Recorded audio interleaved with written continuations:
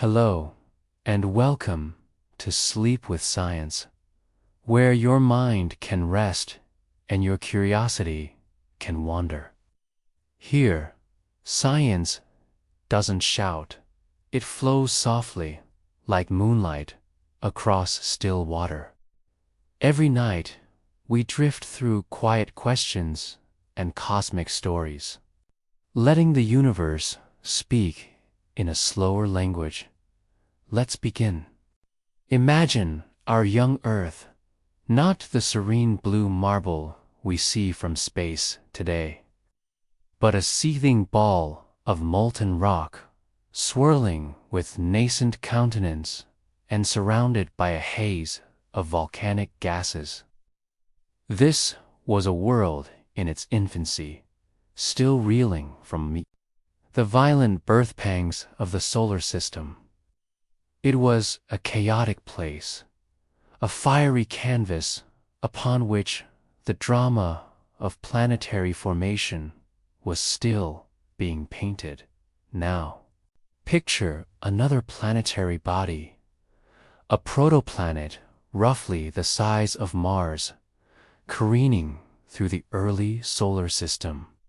We call it Theia, named for the Titaness of Greek mythology, the mother of Selene, the moon goddess. Theia was on a collision course with Earth, a rendezvous written in the chaotic equations of gravity and cosmic chance. This wasn't a gentle nudge or a glancing blow. It was a head-on collision of planetary proportions, an event that would reshape both worlds forever. 4.5 billion years ago, they slammed into the Earth with colossal force.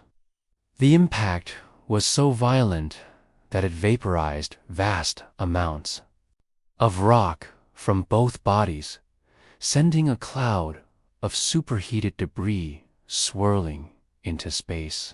Imagine the energy released: trillions of nuclear bombs detonating simultaneously, a cosmic firework display of unimaginable scale. The Earth itself shuddered, its mantle churning, its surface molten once more. This wasn't the end, however. This was the beginning of a new chapter.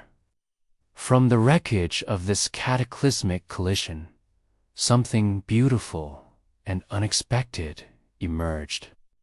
The cloud of vaporized rock, a swirling ring of fire, began to coalesce under the relentless pull of gravity. Over time, this debris clumped together, forming a single molten sphere. This was the birth of the moon, our constant companion in the night sky. They didn't simply vanish. Its remains are intimately intertwined with our own planet. Scientists believe that much of the moon is composed of Theia's mantle, making it a kind of cosmic echo of that ancient collision. Earth absorbed the core of Theia, so in some way, they and Earth are now one combined being. The early moon was a fiery world, much closer to Earth than it is today. Imagine it looming large in the sky, a glowing orb that dominated the night. The tides it generated were immense, perhaps hundreds of meters high, scouring the coastlines and shaping the land. It was a dramatic and dynamic relationship. Earth and moon locked in a gravitational dance that was both destructive and creative. But the violent birth of the moon had profound consequences for Earth. consequences that would shape the course of life itself. First, the impact gave Earth its axial tilt. That tilt is what gives us seasons and all that comes with it.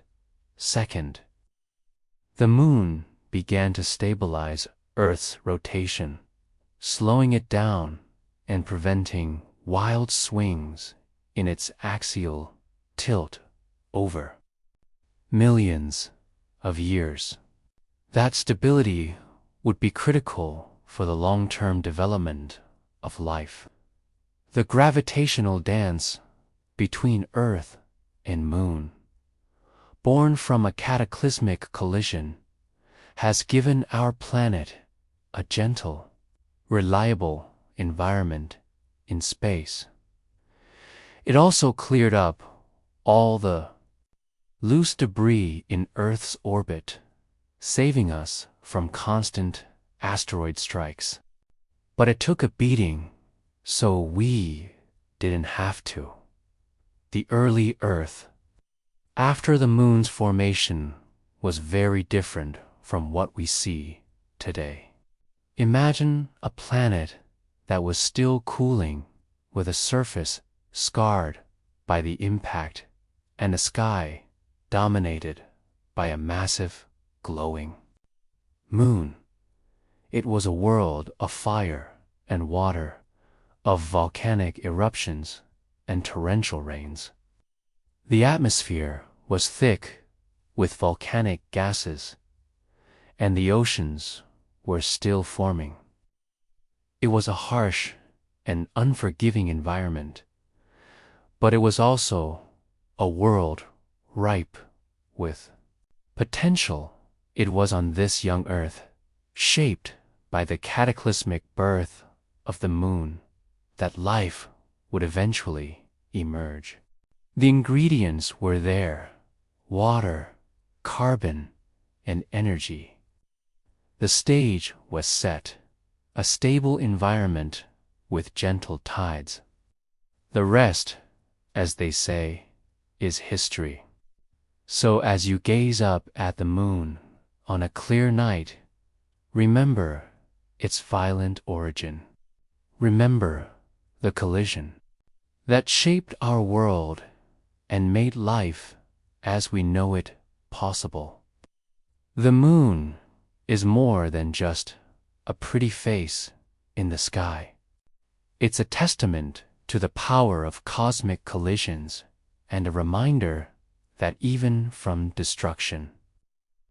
Let's delve into the fascinating role our Moon plays as Earth's cosmic climate stabilizer, acting as a celestial thermostat, preventing wild temperature swings. Imagine Earth without the Moon. It sounds simple, a single object vanishing from the night sky.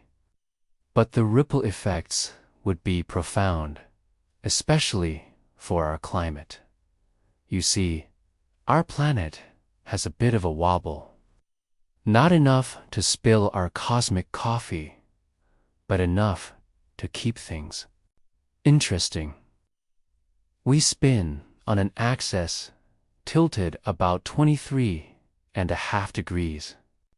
It's this lean that gives us our beautiful seasons, as different parts of the world tip toward or away from the sun during our annual orbit.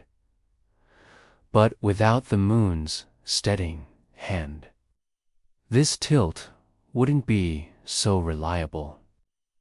It would wander, sometimes drastically, leading to unpredictable and potentially catastrophic climate shifts. Think of a spinning top. If you nudge it gently, it wobbles slightly, but if you give it a good shove, it might tumble completely. The Moon acts like a cosmic gyroscope, its gravity gently resisting those shoves and keeping our axial tilt within a safe and stable range. Without this stabilization, Earth's tilt could vary by as much as tens of degrees over millennia. Some simulations even suggest swings of up to 60 degrees or more. Picture the consequences: the poles tilting directly toward the sun during certain periods, melting ice caps in overdrive, and scorching polar landscapes with tropical heat. Then, swinging back the other way into icy darkness, turning tropical zones into frozen wastelands. Not exactly ideal for growing coffee, let alone fostering diverse ecosystems. These aren't just theoretical scenarios either. Look at Mars, our red neighbor. It lacks a large moon like ours, and its axial tilt is believed to vary wildly over long timescales. Scientists think this wobble may be a key reason why Mars, once potentially habitable with flowing water, is now a cold, dry desert. It's a cautionary tale of what can happen when a planet's climate loses its anchor. Earth, fortunately, has a reliable gravitational dance partner in the Moon. This cosmic stabilizer reduces variations in our axial tilt to just a few degrees over tens of thousands of years. It's this gentle sway that allows our climate to remain remarkably stable over geological time, providing a long period of relatively reliable seasons and temperatures. That's a crucial factor in the evolution of complex life, because ecosystems need stability to evolve and diversify. But the Moon's climate contributions don't stop at axial tilt. It also plays a role in slowing down Earth's rotation. In its youth, Earth spun much faster, perhaps with days only a few hours long. The Moon's gravity acted like a cosmic brake, gradually slowing our rotation through tidal friction. A 6-hour day might sound efficient. The rapid spin would have created incredibly strong winds and extreme temperature differences across the planet. The Moon helped bring balance. Furthermore, scientists believe the Moon may influence Earth's own tectonic activity. The gravitational pull from the Moon exerts pressure on Earth's crust, causing tidal forces. While we usually think of tides in terms of ocean water, tidal forces also affect the solid Earth, causing it to flex and stretch slightly. Now, the movement is small, only a few centimeters, but the effect on Earth's mantle has the potential to affect changes in the Earth's interior. This tidal flexing, in turn, helps distribute heat evenly throughout the planet's interior. This may not sound like a big deal, but can have long-term effects on plate tectonics, magnetic field generation, and even core cooling. The Moon keeps the molten core and the mantle stirred up with the heat evenly distributed, that in turn keeps the planet habitable over billions of years. The Moon might be more important to plate tectonics than we originally thought. Tectonics influence all kinds of things, including the long-term climate by cycling carbon. To sum it up, the moon doesn't just hang there prettily in the sky. It actively contributes to Earth's climate stability in multiple ways. It stabilizes our axial tilt, slows our rotation, and subtly influences our internal energy. These factors all combine to create a relatively stable and habitable environment. A planet in the sweet spot for life's long and complex evolution.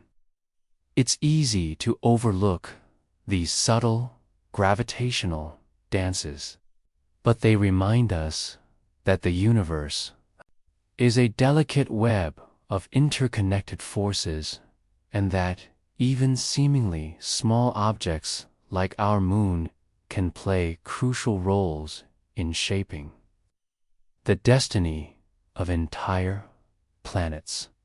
The Earth-Moon system is a celestial partnership, and both planets affect each other over vast timescales and are in a never-ending dance. Next time you see the moon in the night sky, remember to look beyond its beauty. It is more than just an object of wonder.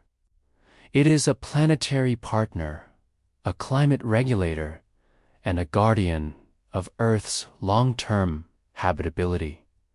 Imagine, for a moment, the primordial Earth, a planet still in its infancy, swirling with volcanic activity and nascent oceans.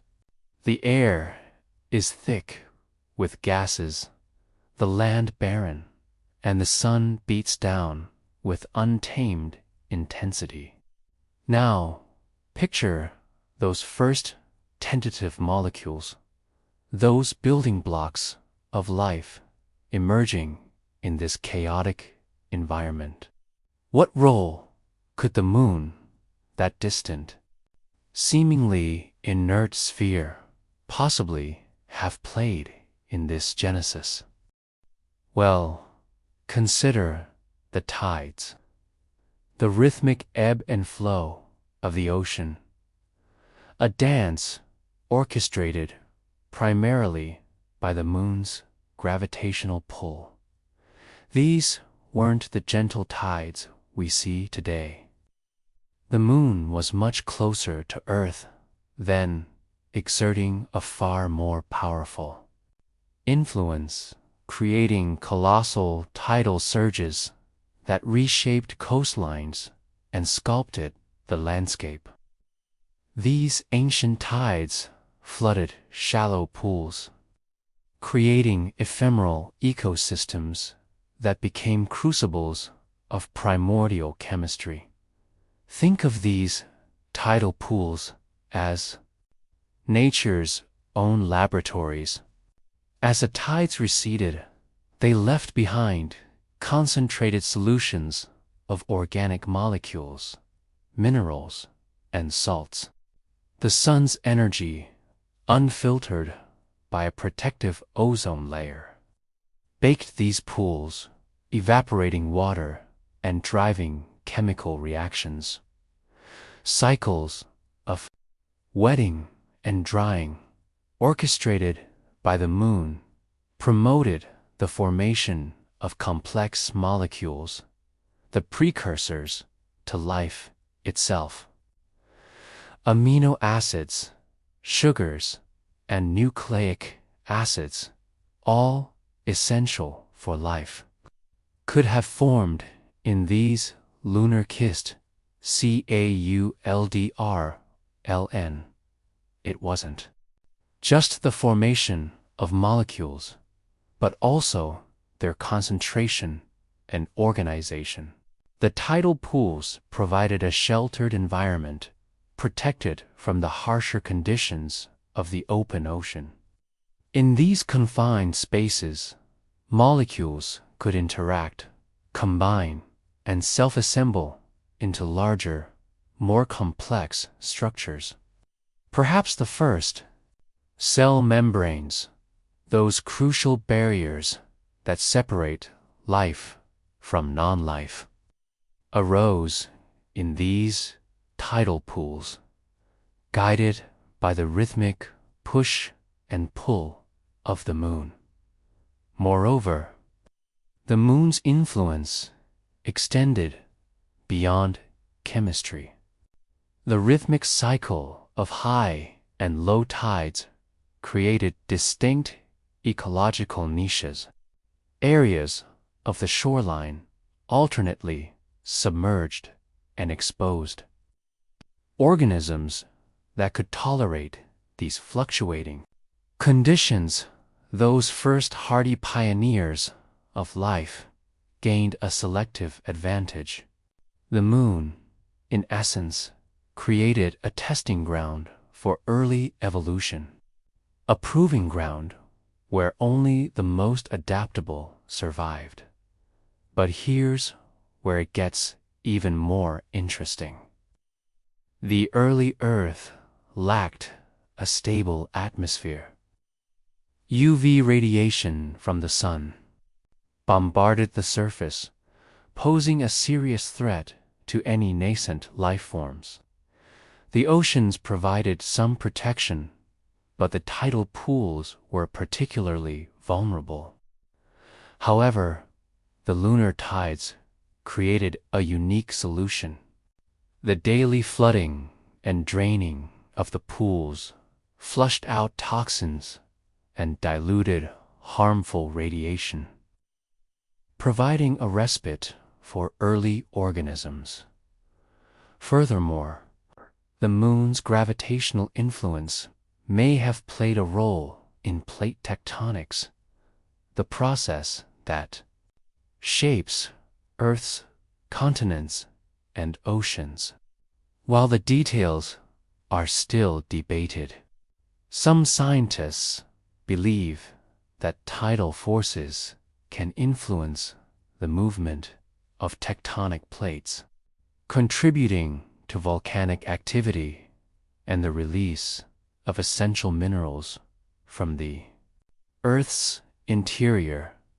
These minerals, dissolved in seawater, provided crucial ingredients for early life. It's also worth noting that the moon's presence stabilized Earth's axial tilt. This stabilization created predictable seasons and a relatively stable climate, conditions conducive to the long-term development of life. Without the moon, Earth's axis could have wobbled erratically, leading to extreme climate swings that would have made it difficult for complex life to emerge. So, the next time you look up at the moon, remember that it's more than just a pretty face in the night sky. It's a silent partner in the origin of life, a cosmic architect that helped shape our planet and set the stage for our existence. It's a testament to the interconnectedness of the universe, where even the smallest gravitational tug can have profound consequences. The moon didn't create life, but it helped create the conditions for it. It stirred the primordial soup, protected it from harm, and provided a rhythmic pulse that may have guided the first steps of evolution. It is, in essence, a reminder that life is not just about chemistry, but also about timing, rhythm, and the subtle dance of celestial bodies. Life on Earth has always been governed by rhythms. The sun rises and sets, the seasons change, and creatures large and small, follow patterns of waking and sleeping, feeding and breeding, growing and decaying. But among these natural cycles, one stands out for its subtle yet pervasive influence: the moon. For billions of years, the moon's steady orbit has shaped life on our planet, creating tidal rhythms, modulating light levels, and influencing the very timing of biological processes. So, how exactly has this celestial body acted as a timekeeper for life on Earth? The answer lies in the ancient dance between gravity, light, and the relentless drive for survival. Imagine the early Earth, a world teeming with primitive organisms struggling to establish themselves in a harsh and unforgiving environment. The oceans were a vast, unexplored frontier, and the shallow coastal waters were a battleground where life clung precariously to the edge of existence. In this dynamic world, the moon emerged as a powerful force, its gravitational pull creating tides that ebbed and flowed with predictable regularity. These tidal cycles became a metronome for life, dictating when organisms could feed, reproduce, and thrive. Creatures that learned to synchronize their activities with the tides gained a significant advantage, and over time, natural selection favored those who could anticipate and adapt to the moon's rhythm. One of the most dramatic examples of this lunar influence can be seen in the spawning behavior of many marine species. Consider the coral reefs, vibrant ecosystems teeming with life and color. These delicate structures are incredibly sensitive to environmental changes, and their survival depends on precise timing. Once a year, under the light of a full moon, corals across vast stretches of ocean release their eggs and sperm in a synchronized spawning event. This mass spawning ensures that fertilization rates are maximized and that the next generation of corals has the best chance of survival. But why the full moon? Scientists believe that the increased light and tidal flow associated with a full moon provide the optimal conditions for coral reproduction, increasing the chances of successful fertilization and dispersal. Another remarkable example of lunar timing can be found in the grunion fish, small silvery creatures that inhabit the coastal waters of California. These fish have a unique breeding strategy. They come ashore to lay their eggs on sandy beaches during the highest tides of the year, which occur during the full and new moons. The female grunion wriggles into the sand to deposit her eggs, while the male fertilizes them. The eggs remain buried in the sand for about 2 weeks until the next high tide washes them out to sea, where they hatch and begin their lives as tiny fish. This extraordinary behavior is timed precisely to coincide with the lunar cycle, ensuring that the eggs are incubated in a safe, moist environment and released into the ocean at the optimal moment for survival. But the moon's influence on life extends far beyond the oceans and shorelines. Even in terrestrial environments, the moon plays a subtle but significant role in shaping biological rhythms. Many nocturnal animals, for example, adjust their behavior in response to the changing phases of the moon. During full moons, when the increased light makes it easier to spot prey, while prey animals may become more cautious and avoid open areas to reduce their risk of being detected. Insects, too, are influenced by the moon's light, with some species navigating using the moon as a celestial compass. Perhaps the most intriguing aspect of the moon's influence on life is its potential connection to human sleep patterns. While modern society has largely shielded us from the natural rhythms of the moon, some studies suggest that our sleep cycles may still be influenced by the lunar phases.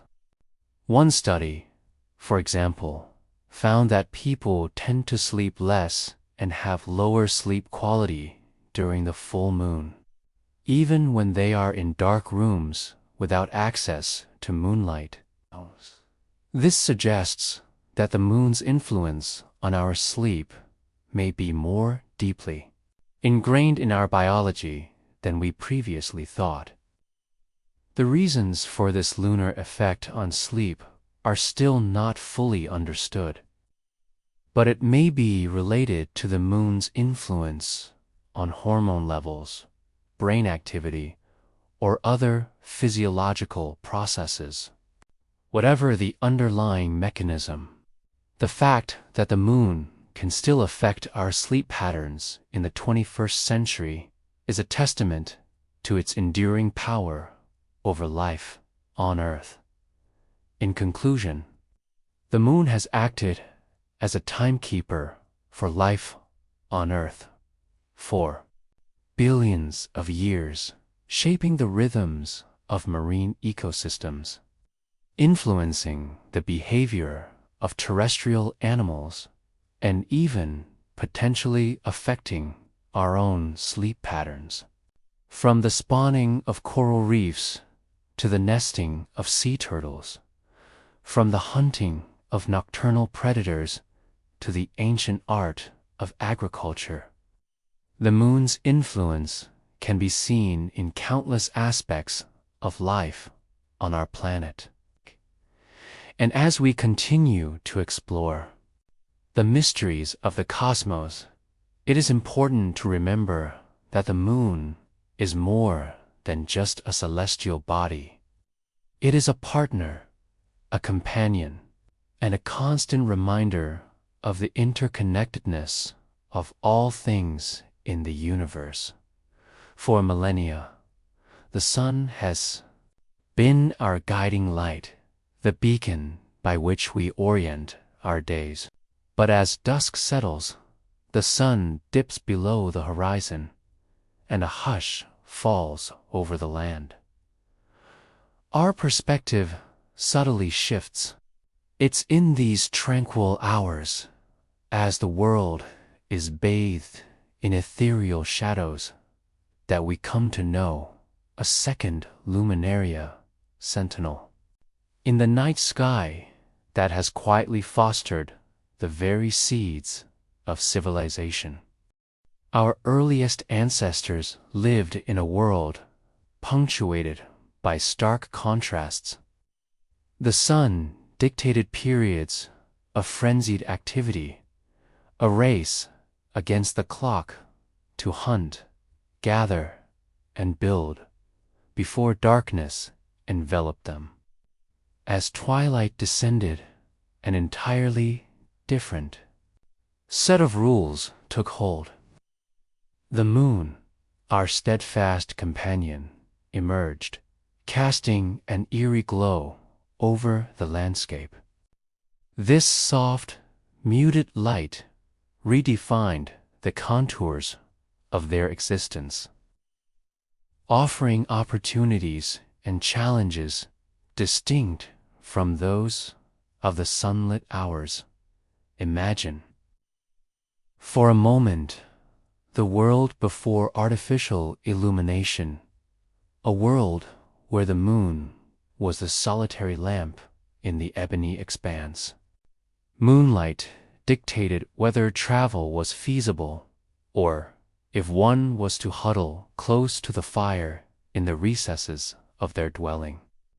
A full moon meant the trails could be traversed, rivers forded, and the hunt extended into the cool, silent hours.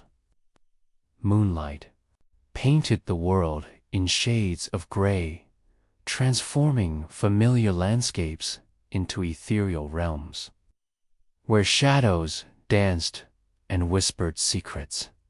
This nocturnal glow wasn't merely a convenience. It fundamentally altered the way our ancestors perceived time, structured their communities, and related to the cosmos. Before the advent of precise timekeeping, the phases of the moon served as humanity's first calendar, an ever-present reminder of the cyclical nature of life. The waxing and waning crescent, the luminous, full orb, the inky absence of the new moon, these transitions became the cornerstones of ritual, agriculture, and social organization. The very word month, derived from moon, is a testament to this profound lunar influence. But moonlight's impact went beyond mere practicality. It sparked the first embers of creative thought. Consider the hushed stillness of a moonlit night. As the sun's harsh glare receded, the mind had space to breathe. The world, transformed by shadows and softened by luminescence, ignited the imagination. It was in these quiet moments, as stories were exchanged around crackling fires, that the moon took on a life of its own, morphing into goddesses, mythical beasts, and celestial voyagers. The moon became a vessel for our deepest emotions, our fears, our hopes, our longings, etched in ethereal ink across the canvas of night.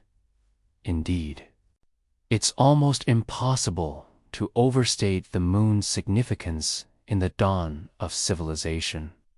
It provided not only a means to measure time, navigate terrain, and extend the working day, but also kindled the flame of creative thought, ignited the seeds of social structure, and connected our ancestors to the rhythms of the cosmos, even today. Millennia after the advent of electric lighting, the moon retains a certain allure, a subtle sway over our thoughts and feelings. In every corner of the world, we still pause to admire its ethereal glow, to marvel at its steady presence, to find solace in its quiet orbit. It is a celestial companion, a timeless muse, forever guiding us onward through the ever-changing landscape of life. As you venture forth into the night, be mindful of our lunar friend, whose gentle embrace has illuminated the path to who we are. All right, let's unravel one of the oldest mysteries in the night sky: time. How did our ancestors, without iPhones or even sundials, keep track of the passing days, months, and years? The answer, in large part, lies with our ever-present companion, the moon. Imagine a world without calendars, clocks, or any of the timekeeping tools we take for granted today. How would you know when to plant your crops, when to gather for ceremonies, or even when to expect the changing seasons? For early humans, the cycles of the moon offered a celestial clock, a reliable rhythm in the vast expanse of the sky. The moon's phases, from the sliver of a new moon to the fullness of its glowing disk and back again, provided a visible and predictable measure of time's passage. Each complete cycle, about 29.5 days, became a natural unit, a lunar month. It's no accident that the word month is so closely linked to moon. Our very concept of months originated from observing this celestial dance across countless generations. Humans began to notice the patterns and correlate them with events on Earth. They learned that certain phases of the moon coincided with changes in tides, with animal migrations, with the sprouting of seeds, and the ripening of fruits. The moon became a guide, helping them understand the ebb and flow of their lives. Archaeological evidence suggests that some of the earliest attempts to track time involved keeping count of lunar cycles. Ancient bone carvings, etched stones, and even cave paintings reveal markings that appear to correspond to the moon's phases. It's a testament to the power of observation, to the human instinct to find order in the cosmos. Lunar calendars emerged as a result of these observations. Unlike solar calendars, which are based on the Earth's orbit around the Sun, lunar calendars follow the moon's cycles. This often meant that each month began with the sighting of the new crescent moon, a moment of renewal and new beginnings.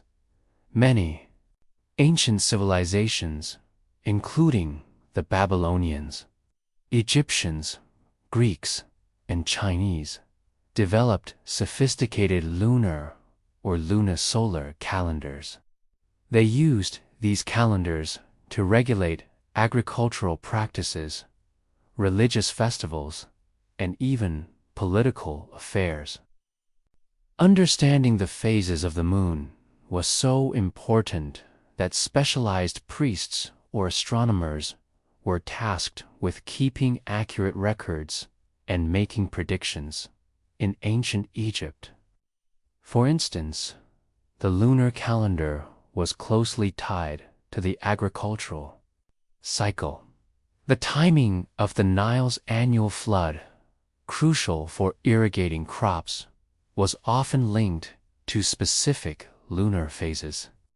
Priests would carefully observe the sky, announcing the arrival of the new moon and signaling the start of planting season. Similarly, in Mesopotamia, the lunar calendar was the foundation of Babylonian society. Each month was dedicated to a particular god or goddess, and religious ceremonies were carefully aligned with the moon's phases. The Babylonians even developed a complex system of leap months to reconcile the lunar cycle with the solar year.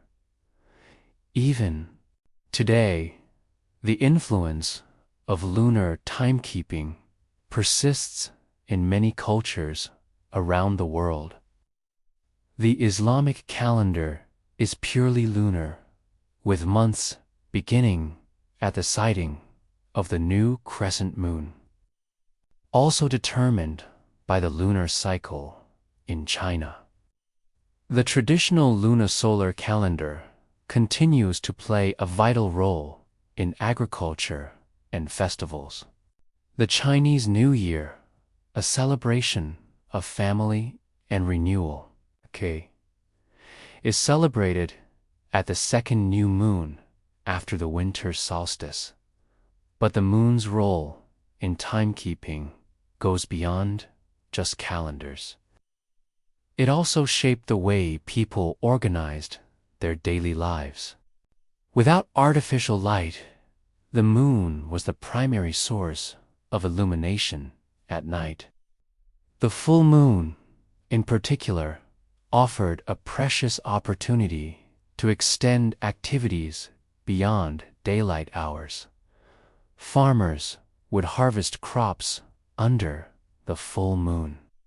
Travelers would journey along moonlit paths, and communities would gather for storytelling and celebration under the soft lunar glow. The moon's phases dictated not only the passage of months, but also the rhythm of daily life. Moreover, the moon's influence extended beyond the practical realm. Its cyclical nature, its waxing and waning, resonated deeply with human emotions and beliefs. The moon became a symbol of change, of rebirth, of the cyclical nature of existence in many cultures. The moon was associated with feminine energy, with intuition, and with the mysteries of the night. Its phases were seen as reflecting the ebb and flow of human emotions, the ever-changing tides of life. Even today, we retain a sense of connection to the moon's cycles. Some people find that their moods and energy levels fluctuate with the lunar phases. Gardeners plant their crops according to the moon, believing that it influences germination and growth. And on clear nights, we still pause to gaze at the moon, marveling at its beauty and feeling a sense of connection to something larger than ourselves, the moon. In its quiet and steady way, has been a constant companion throughout human history. It has marked our time, shaped our cultures, and inspired our imaginations. And while we may now have clocks and calendars that measure time with incredible precision, it's worth remembering that the moon was our first timekeeper, our original cosmic guide. The moon provided order, the framework for the chaos we had. If you will, it helped us create a schedule that we could all be aware of. Long before clocks and long before digital devices, the sun and the moon were all people really had. And so, the next time you look up at the night sky, take a moment to appreciate the moon, not just for its beauty, but for its role in shaping our understanding of time. It's a legacy that continues to influence our lives in ways both seen and unseen. And it goes on even today for most of human history, getting from one place to another, especially across open water, wasn't as simple as following road signs or GPS instructions. There were no compasses, no lighthouses, no nautical charts marked with tidy symbols. Yet somehow, people managed to cross rivers, sail along coastlines, and even venture out into the vast open ocean. They did it using clues from the world around them. Stars, winds, birds, currents, and yes, the moon. The moon may not seem like an obvious guide for navigation. After all, it drifts across the sky, changing shape and position from night to night. But to those who understood its patterns, the moon became a reliable companion on land and at sea. Its presence offered light to travel by, tides to measure the sea's pulse, and phases that mark the best times for movement and rest. Let's start with something simple and often overlooked. Moonlight. Before artificial lighting, traveling at night could be dangerous, disorienting, and sometimes downright impossible. The moon changed that. A full moon lit the world with a soft glow bright enough to illuminate trails, water, and the silhouettes of trees and hills. On clear nights, travelers could move safely, hunt for food, or make their way along riverbanks and coastlines. For fishermen, the moon meant more working hours. When the tides were right and the moon was full, they could cast nets or check traps late into the night. In fact, some cultures based their fishing schedules on the moon's phases. Fish and other marine creatures often follow lunar rhythms. The increased brightness of a full moon can cause fish to hide in deeper waters or feed at different times. In shallow coastal regions, fish behavior is closely tied to the tides, which of course are governed by the moon. Knowing when the tide would rise or fall wasn't just useful, it was essential for people living near the sea. The moon and the tides were like a natural clock. The rise and fall of the ocean followed a familiar rhythm. Typically, 2 high tides and 2 low tides in about 24 hours. But this wasn't random. The timing and strength of tides were linked to the moon's position in the sky. When the moon and the sun aligned during new and full moons, tides were especially strong. These spring tides could flood inland areas or exposed tidal flats far from the usual shore. During quarter moons, the gravitational forces worked at angles, creating gentler neap tides. Coastal communities learned to read these patterns with astonishing accuracy. Even without written records or instruments, people knew which nights would bring higher tides or when to avoid launching boats. In some cases, they built their settlements around tidal cycles, constructing fish traps that only worked during certain phases, or storing food during low tide when the ocean offered up its bounty. But perhaps no. People exemplify the marriage of lunar knowledge and navigation better than the Polynesians. These skilled ocean voyagers explored and settled a vast triangle of the Pacific Ocean, stretching from New Zealand in the south to Hawaii in the north and Easter Island in the east. They did this in double-hulled canoes, powered by wind and paddle, guided not by compasses or sextants, but by deep knowledge of the natural world. Polynesian navigators used the stars as their main reference. But the moon played a crucial supporting role. It offered light during open sea voyages, allowed sailors to keep track of time during long journeys, and helped mark the direction and phase of tides near unfamiliar islands.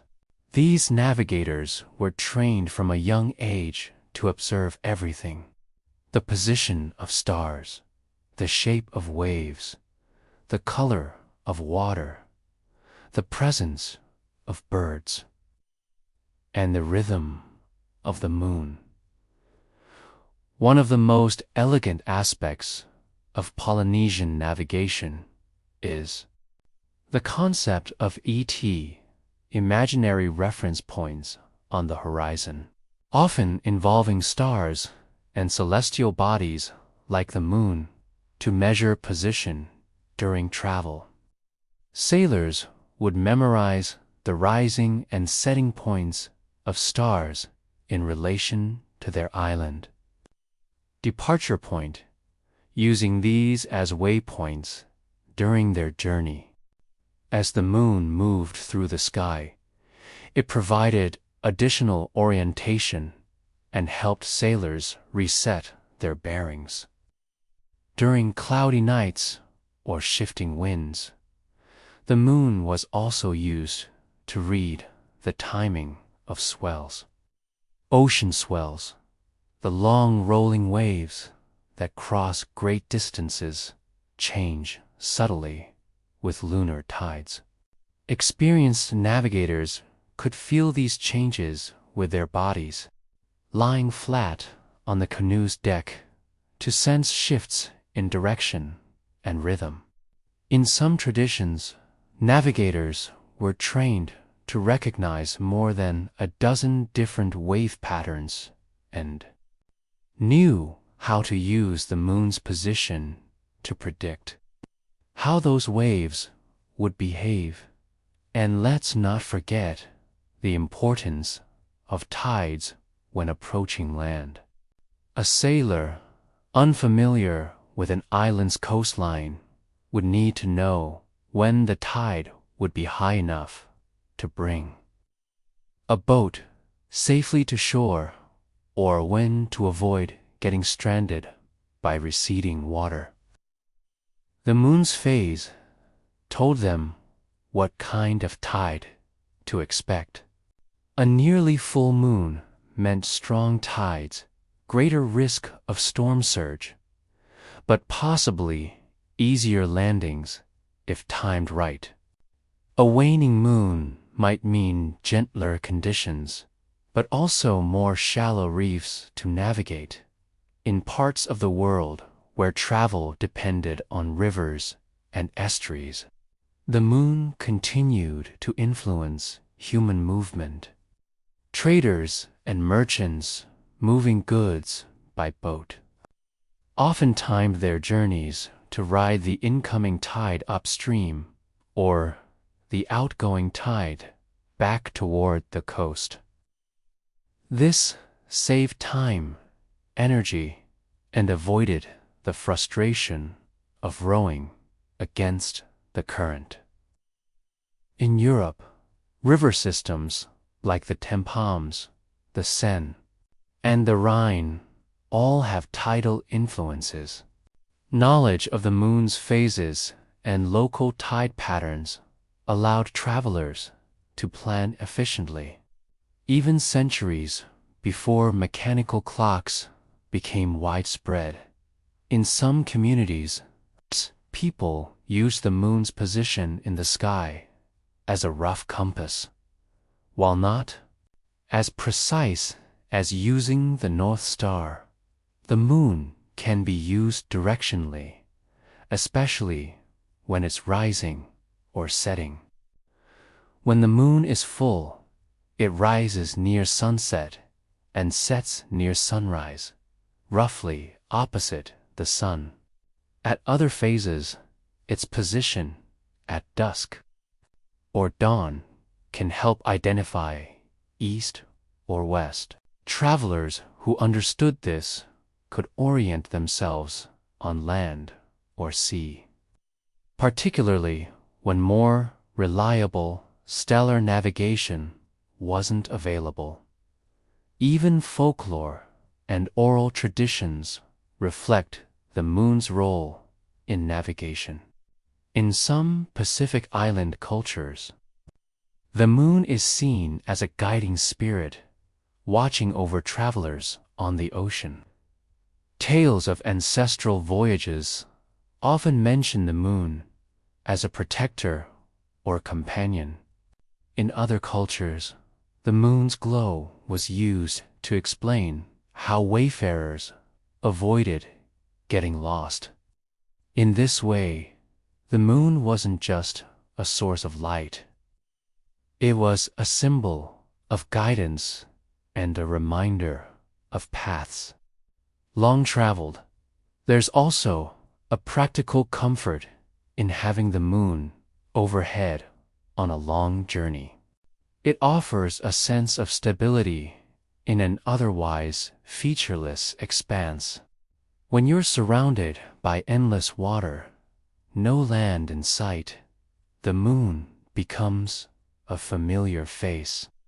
Its rise and fall offer a rhythm, a marker of passing time, and a subtle reminder that you're not entirely adrift.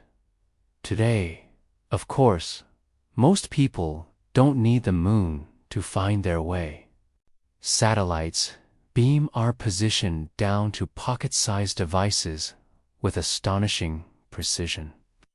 Tidal tables are calculated with digital accuracy. Boats have radar, sonar, and automated alerts. But something about lunar navigation still resonates.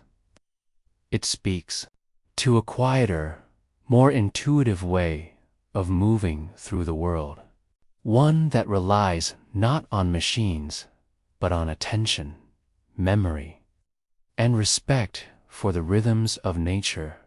For thousands of years, humans watch the moon not just for beauty or inspiration, but for practical guidance. Its glow lit our paths. Its pole-shaped our coasts. Its cycles helped us move with confidence across vast and unpredictable terrain. In a very real sense, the moon was our first travel companion. Long before road trips or airline tickets, it shone softly on the shoulders of voyagers, reminding them they were on course and never entirely alone on the open sea. Across countless cultures, in lands both near and far, the moon has been far more than just a celestial body. It has been a deity, a spirit, a force of nature, a mirror reflecting humanity's deepest hopes and fears. From ancient myths to modern folklore, the moon's influence on human imagination is a story written in silver ink across the night sky. Let's begin with ancient Mesopotamia, the cradle of civilization. Here, the moon was embodied by the god Sin, or Nana, a figure of immense power and wisdom. Imagine the ziggurats of yore bathed in the pale light of the moon. Temples dedicated to this lunar deity who governed time, fertility, and the rhythms of life. Priests would meticulously chart the moon's phases, believing its celestial dance held clues to the future of kings and empires. The fate of a nation could rest on a single lunar eclipse. Moving eastward, we encounter the vibrant tapestry of Hindu mythology. Here, the moon is Chandra, a luminous god often depicted riding a chariot pulled by a team of white horses across the inky canvas of night. Chandra is not just a ruler of the sky, but a symbol of emotions and the ebb and flow of human experience.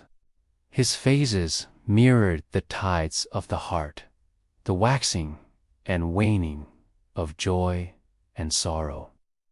Even today, the influence of Chandra resonates deeply, shaping astrological beliefs and artistic expression. In ancient Egypt, the moon held a place of reverence as well.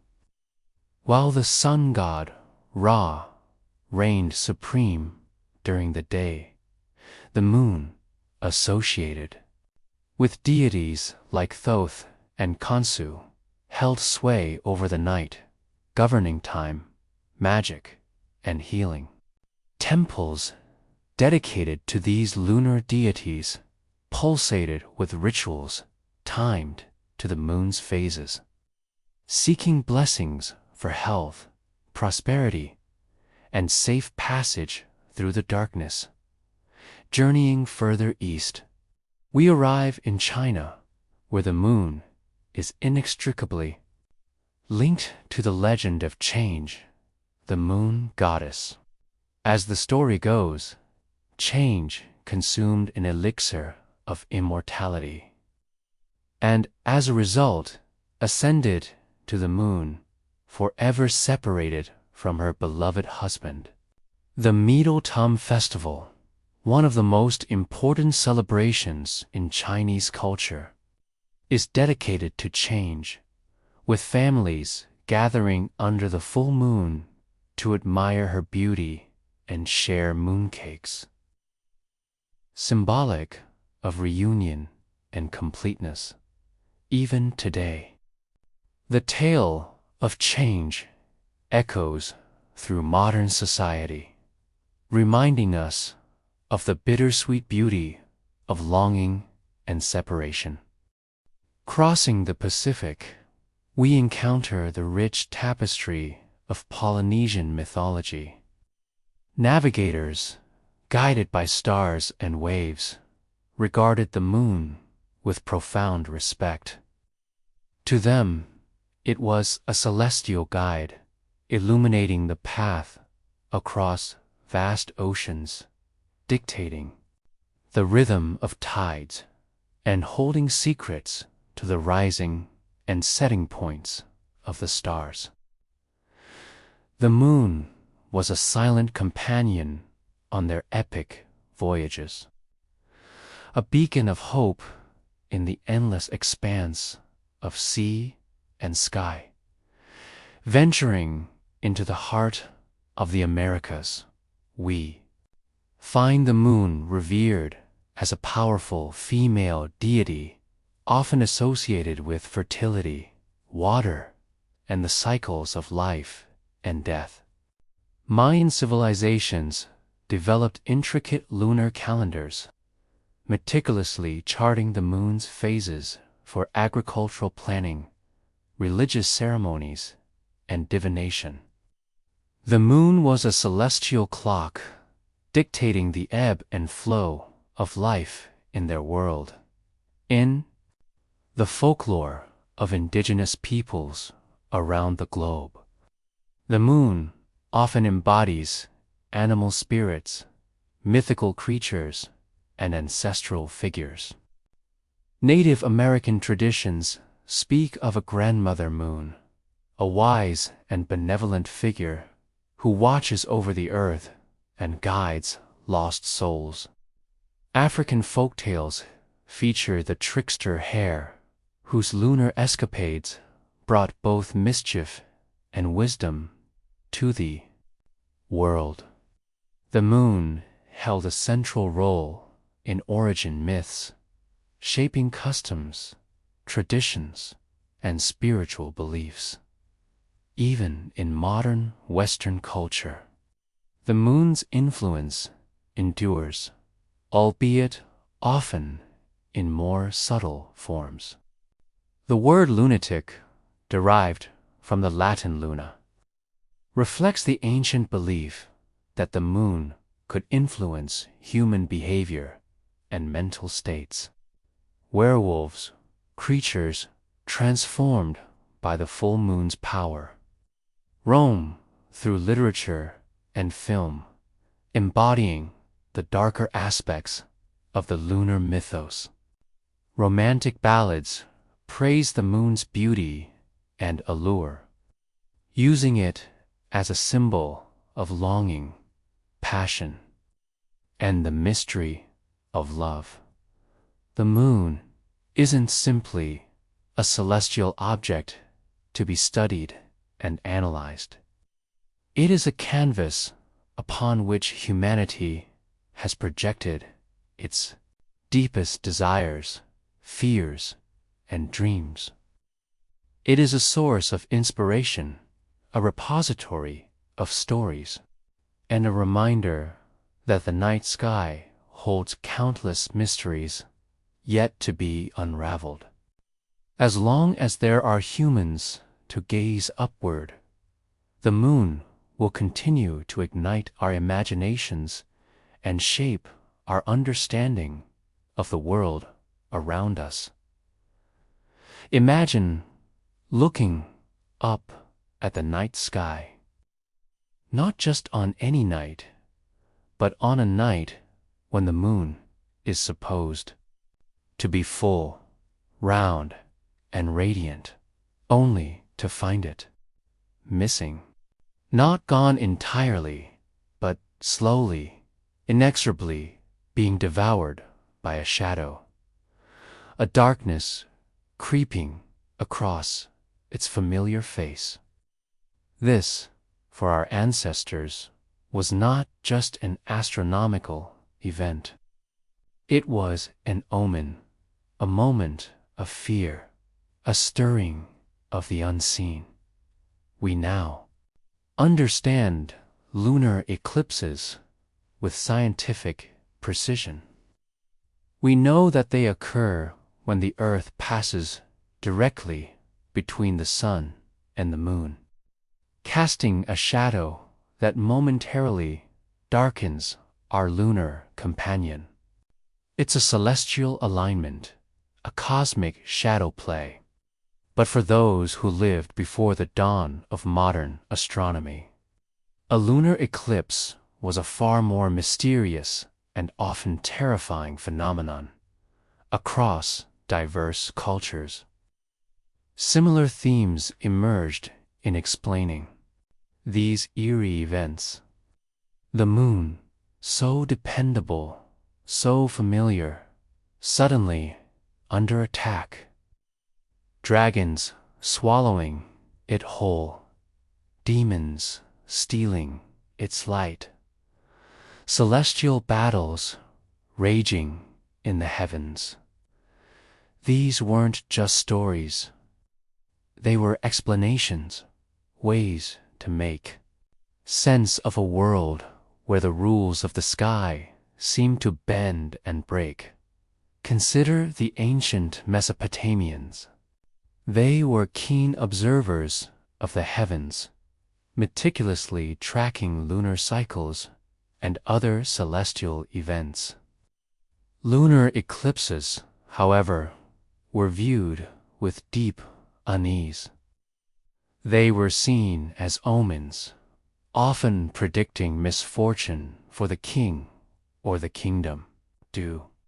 avert disaster, a rather elaborate ritual was enacted. A substitute king, often a prisoner or someone of low social standing, would be placed on the throne. The idea was that any ill fortune foretold by the eclipse would fall upon this proxy ruler, sparing the real king. Once the eclipse passed, the substitute king was, shall we say, disposed of, and the true monarch resumed his reign, hopefully having successfully dodged a cosmic bullet. Talk about a high-stakes game of musical chairs in ancient China. Eclipses were attributed to a celestial dragon devouring the moon. To scare this dragon away, people would engage in a cacophony of noise. Drums were beaten, gongs were clashed, and firecrackers were set off in a desperate attempt to frighten the beast and compel it to release its lunar prey. The louder the noise, the greater the chance of saving the moon. Imagine the chaos, the collective anxiety erupting in a coordinated assault on the night sky, all fueled by a profound fear of what the darkness might bring. The Inca civilization of South America also viewed lunar eclipses with apprehension. They believed a jaguar was attacking and consuming the moon, and that this celestial assault could herald danger for the world below. To ward off this jaguar, people would make loud noises, beat drums, and even tie up their dogs to prevent them from howling and attracting the jaguar's attention. It was a community-wide effort to protect the moon, and by extension, themselves, from a perceived cosmic threat. In Hindu mythology, lunar eclipses are linked to the tale of Rahu, a demon who attempted to steal the nectar of immortality.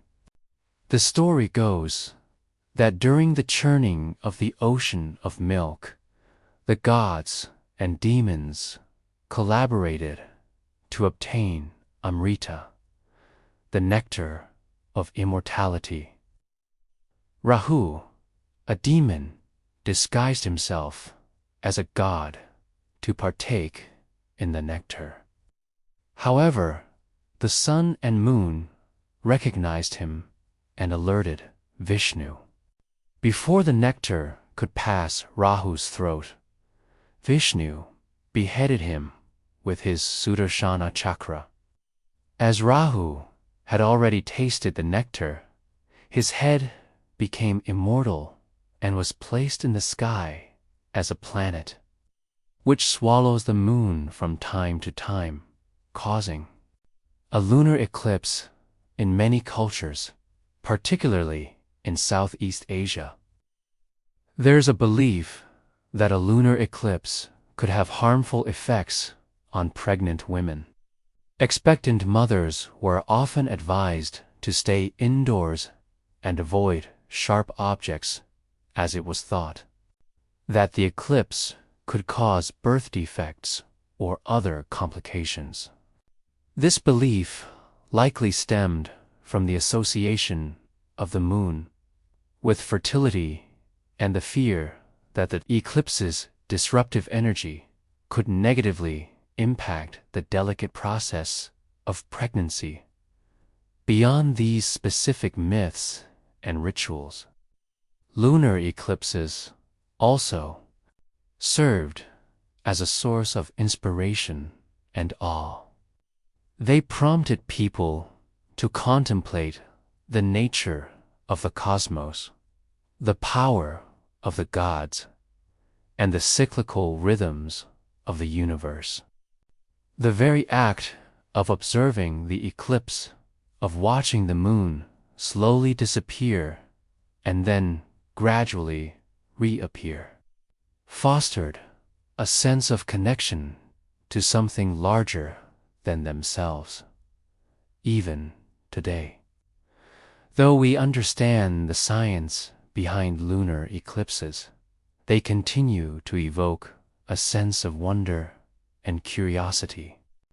The sight of the Earth's shadow creeping across the moon's surface is a powerful reminder of our place in the cosmos. And perhaps, just perhaps, a faint echo of the ancient fear and awe still stirs within us as we gaze upon this celestial spectacle. Of all the ancient practices that tied humans to the rhythms of nature, few were as essential and as deeply felt as agriculture. And of all the celestial bodies that guided those first farmers, the moon held a place of unique reverence. It wasn't just a clock in the sky. It was a promise of fertility, a guardian of growth, and a silent partner in the endless dance of planting and harvest. Lunar agriculture, the practice of timing, planting, and cultivation tasks to the phases of the moon, wasn't just superstition. It was a careful observation of patterns, a learned system passed down through generations, linking human lives to the subtle energies of the cosmos, the core principle behind lunar agriculture is elegantly simple. The moon's gravity and light influence the water and sap within plants, just as it influences the tides of the ocean. As the moon waxes, growing from new to full, its gravitational pull is thought to draw moisture upward, stimulating germination and leafy growth. This is the time to sow crops that thrive above ground. Leafy greens like lettuce and spinach, fruiting vegetables like tomatoes and peppers, and grains like wheat and rice. As the moon wanes, shrinking from full back to new, the gravitational force is said to diminish, directing energy downward towards the roots. This is the season for planting root crops: carrots, beets, potatoes, turnips, anything that thrives beneath the surface, anchoring itself in the earth now. Modern science has yet to fully validate the ancient wisdom of lunar agriculture. Rigorous studies have yielded mixed results. Controlled experiments are difficult. So many variables influence plant growth, including water, light, soil, composition, and even the mood of the farmer. Separating the lunar signal from all that noise is a challenge, but that doesn't mean lunar planting is entirely without merit. For one, the practice encourages careful observation. Paying attention to the moon forces farmers to become attuned to the rhythms of nature. They notice subtle changes in the soil, in the weather, in the behavior of plants. That increased awareness, that intention, can itself lead to better gardening. And then there's the influence of moonlight. Even though it's dim compared to the sun, moonlight does stimulate photosynthesis. Some plants may be sensitive to the amount of nighttime illumination, growing slightly faster under a full moon. Moonlight can also affect soil temperature and moisture levels, influencing the activity of soil microbes that play a critical role in nutrient cycles. The influence is subtle, but it's there, woven into the complexity of the ecosystem.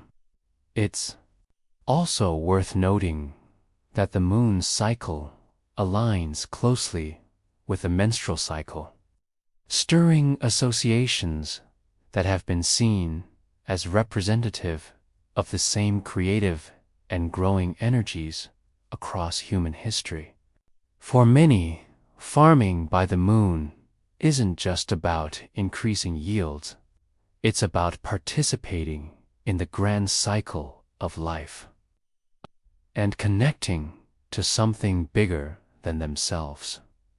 Across countless cultures, lunar agriculture has been more than just a technique.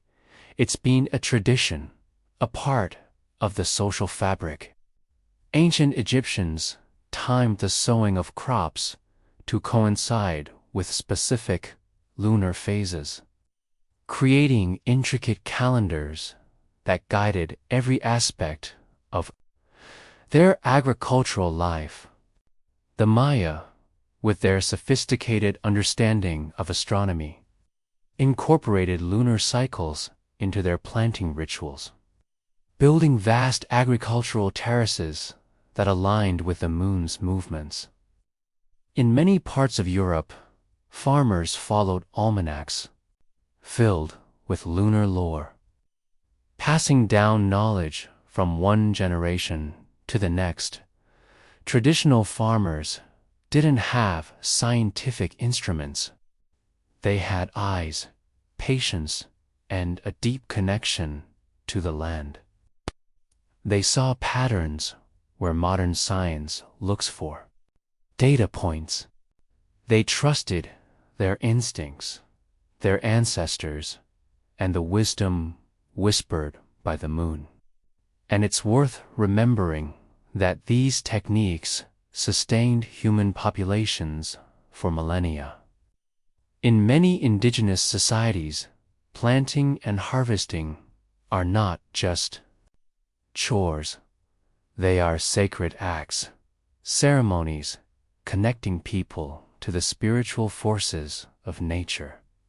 Specific dances, prayers, and offerings accompany each stage of the lunar cycle, reminding everyone that agriculture is not merely about producing food.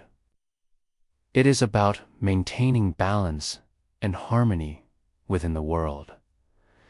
In our modern world of genetically modified crops, artificial fertilizers, and GPS-guided tractors, lunar agriculture might seem like a quaint relic of the past. But there is a growing movement of farmers, gardeners, and homesteaders who are rediscovering these ancient practices, seeking a more sustainable and intimate relationship with the land. They are drawn not just by the potential for increased yields, but by the deep satisfaction of working in harmony with nature, of tuning into the subtle rhythms of the moon. Even if lunar agriculture doesn't dramatically boost crop production, the act of paying attention to the moon can foster a deeper connection to the seasons, to the land, to the cycle of life. It's a way of slowing down, of observing, of honoring the ancient wisdom that has sustained us for centuries. And who knows, as we learn more about the subtle energies that shape our world, we may discover that the moon's influence is more profound than we ever imagined. In the meantime, every time you plant a seed, consider casting a glance skyward, acknowledging the presence of that ancient companion in the night. It may not guarantee a bountiful harvest, but it will remind you that you are part of a story far bigger, far older, and far more magical than yourself. The moon, Earth's constant companion, our celestial roommate. After night, a beacon in the darkness. But what about when we ourselves seek darkness, seek respite, seek sleep? Is that silent neighbor influencing our rest? It's a question that's been pondered for centuries, whispered in folklore, and now, slowly, tentatively, being explored by science.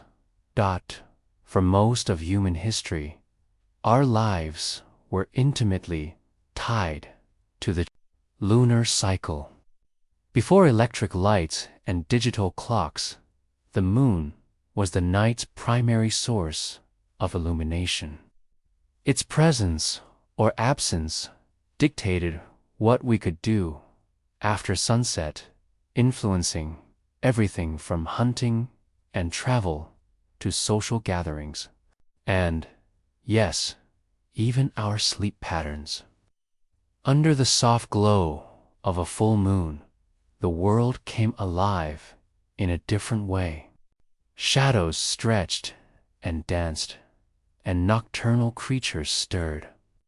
And the veil of mystery that cloaked the darkness thinned ever so slightly. But what happens when we close our eyes? What happens when we seek the darkness ourselves? Does the moon still reach us? Does its presence still pull at us in ways we don't consciously perceive?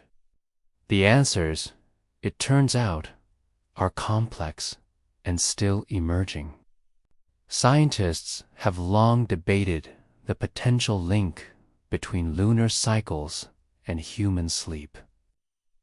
Is there something in the moonlight, some subtle gravitational pull, some lingering ancestral memory that affects our rest? One of the biggest challenges is separating correlation from causation.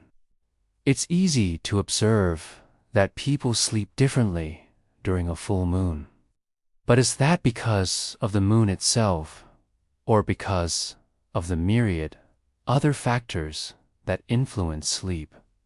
Stress, diet, environment, and even the glow of our screens can all play a role. However, some intriguing studies have begun to suggest that there might be more to the story. One study published in the journal Current Biology found that even when people were sleeping in darkened rooms with no visual access to the moon, their sleep patterns shifted around the time of the full moon.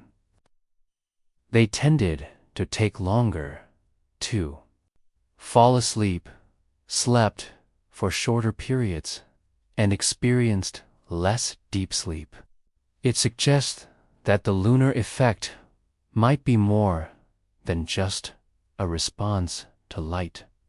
Could it be that our bodies possess some kind of internal lunar clock, a vestige of our evolutionary past when our lives were intimately tied to the rhythms of the moon?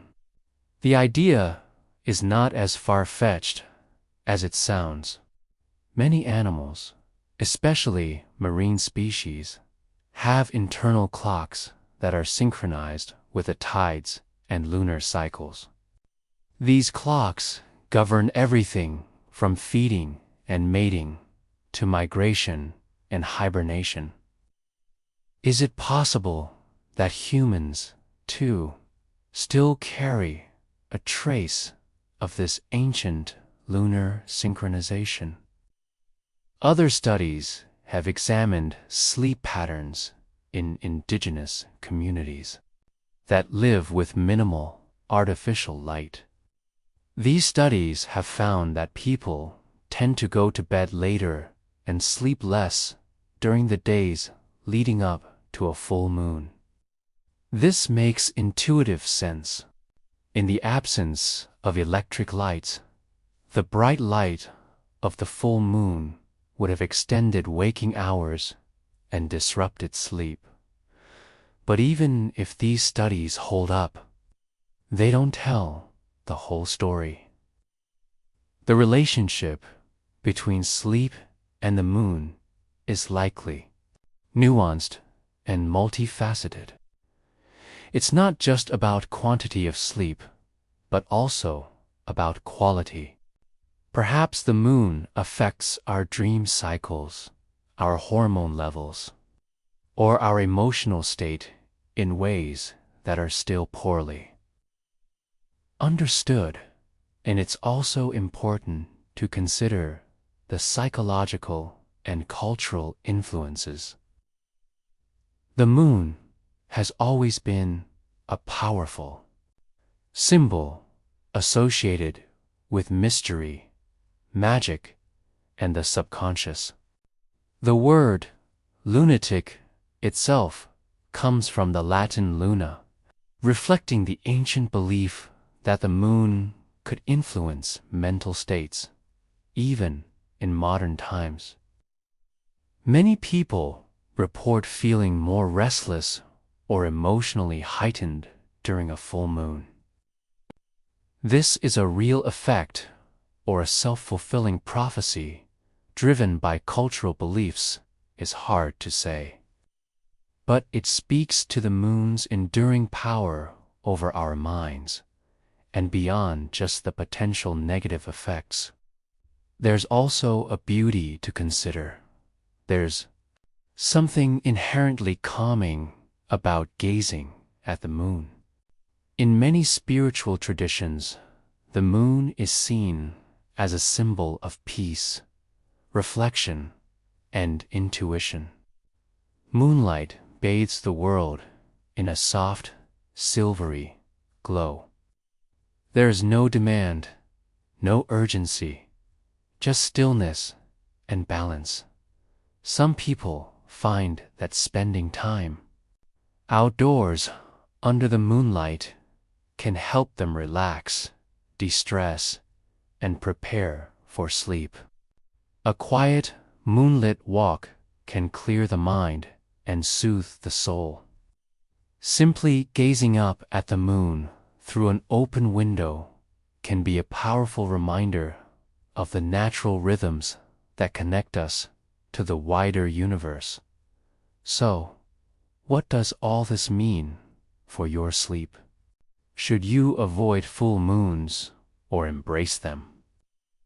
The answer, as always, is to listen to your own body and find what works for you. Some people might find that blackout curtains and a consistent sleep schedule help to minimize any lunar disruption. Others might find that embracing the moon, honoring its cycles, and spending time beneath its light enhances their rest. The moon has been part of our lives for as long as we have existed, shaping our bodies, our minds, and our cultures. And while the precise mechanisms of its influence may remain a mystery, its presence in our sleep, in our dreams, and in our waking hours is undeniable. It is a constant companion, a silent presence in the night sky, gently reminding us of the rhythms that connect us to each other and to the cosmos. So the next time you find yourself struggling to fall asleep, try gazing out the window. Take a moment to notice the moon, whatever phase it may be in, let its quiet glow soothe your mind. And remember that even in the darkness, even in the midst of our own inner chaos, there is something luminous and faithful watching over us, a muse in the night sky. How the moon has inspired art, music, and literature. Imagine for a moment a world without art. No soaring cathedrals, no haunting melodies, no tales spun from the depths of human imagination. Now, imagine a world where the moon never existed. No gentle silver light painting landscapes at night. No symbol of romance and mystery hanging in the sky. Would our art be the same? Would our stories sing with the same yearning, the same wonder? I suspect not. The moon, in its quiet constancy, has been a muse for as long as humans have looked skyward. It's a muse that doesn't demand attention, doesn't shout, doesn't change. It simply hangs there, a constant companion, reflecting a borrowed light. And that, perhaps, is its secret. It offers a blank canvas for our imaginations, a surface onto which we can project our hopes, our fears, our dreams. Let's start with poetry. The moon is practically synonymous with poetry, appearing in verses from every corner of the globe and every era of human history. Think of the ancient Sumerian hymns where the moon god Sin presided over the night sky, a symbol of wisdom and time.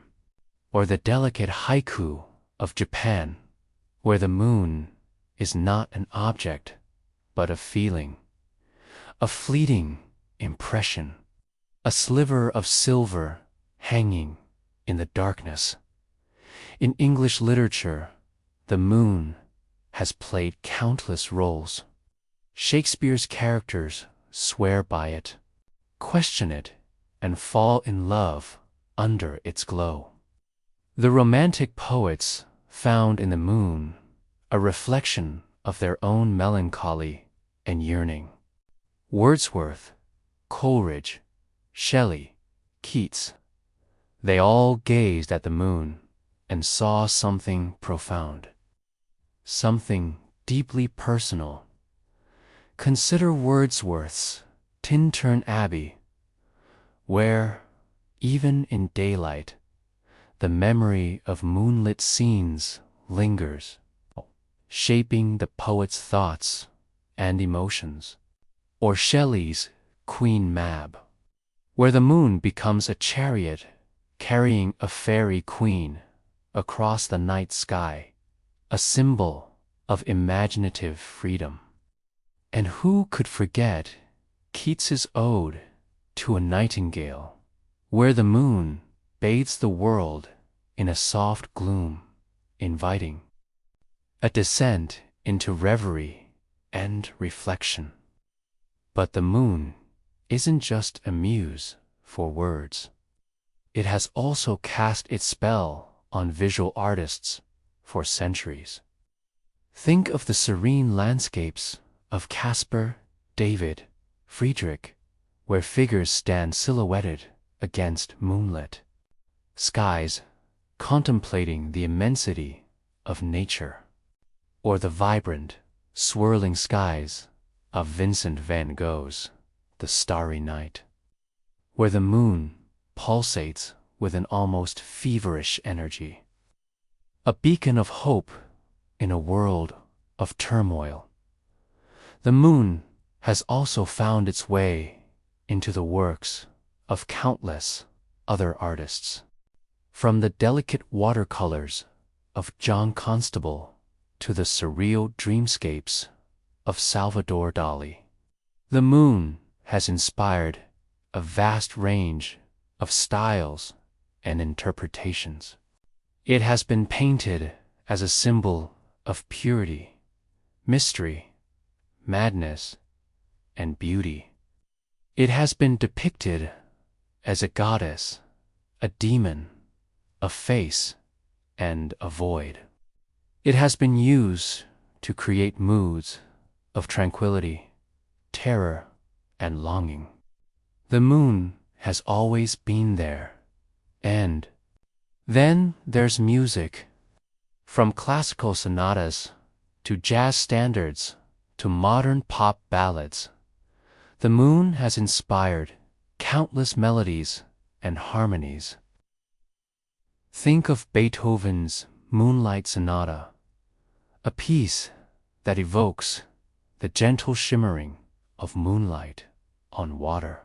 Or Debussy's Clair de Lune, a delicate and ethereal composition that captures the moon's ethereal beauty. Jazz musicians have also embraced the moon, writing songs like Blue Moon, How High the Moon, and Moon River. These songs often use the moon as a metaphor for love, loss, and longing. They speak of moonlit nights filled with romance and regret, of dreams that fade with the dawn, and of the enduring power of the human heart.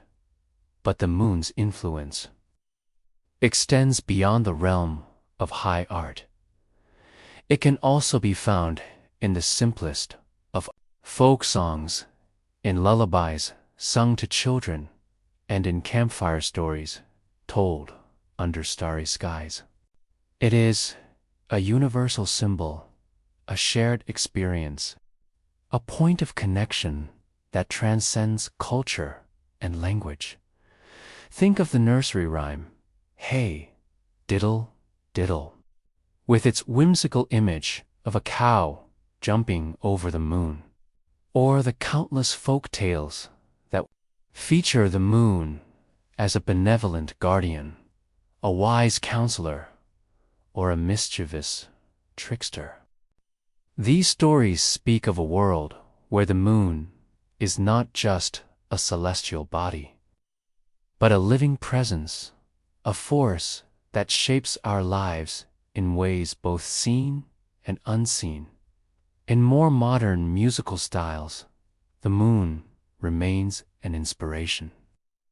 A quick search of your favorite music streaming app will reveal endless moon-related titles, evoking emotion and imagery. Rock, pop, electronic, and alternative music to frequently make reference to our glowing satellite friend. And what about literature? The moon has played a key role in countless novels, short stories, and poems. From the Gothic romances of the 19th century to the science fiction epics of the 20th, the moon has been used to create moods of mystery, suspense, and wonder. Think of Bram Stoker's Dracula, where the full moon casts an eerie glow on the Transylvanian landscape, signaling the approach of the undead. Or H.G. Wells's The First Men in the Moon, where a journey to the lunar surface reveals a hidden civilization of strange and unsettling creatures. The moon has inspired countless more modern books too, from horror to romance, adventure to thriller. Werewolves under its glow, mysterious secrets discovered in the silver light, crimes committed in its absence, and of course, let's not forget the science fiction stories that imagine a future where humans have colonized the moon, building cities beneath its surface and exploring its vast craters. These stories speak of a future where the moon is not just a muse, but a frontier, a new world waiting to be explored. But perhaps the most powerful aspect of the moon's influence is its ability to connect us to something larger than ourselves. When we look up at the moon, we are not just seeing a distant object in the sky.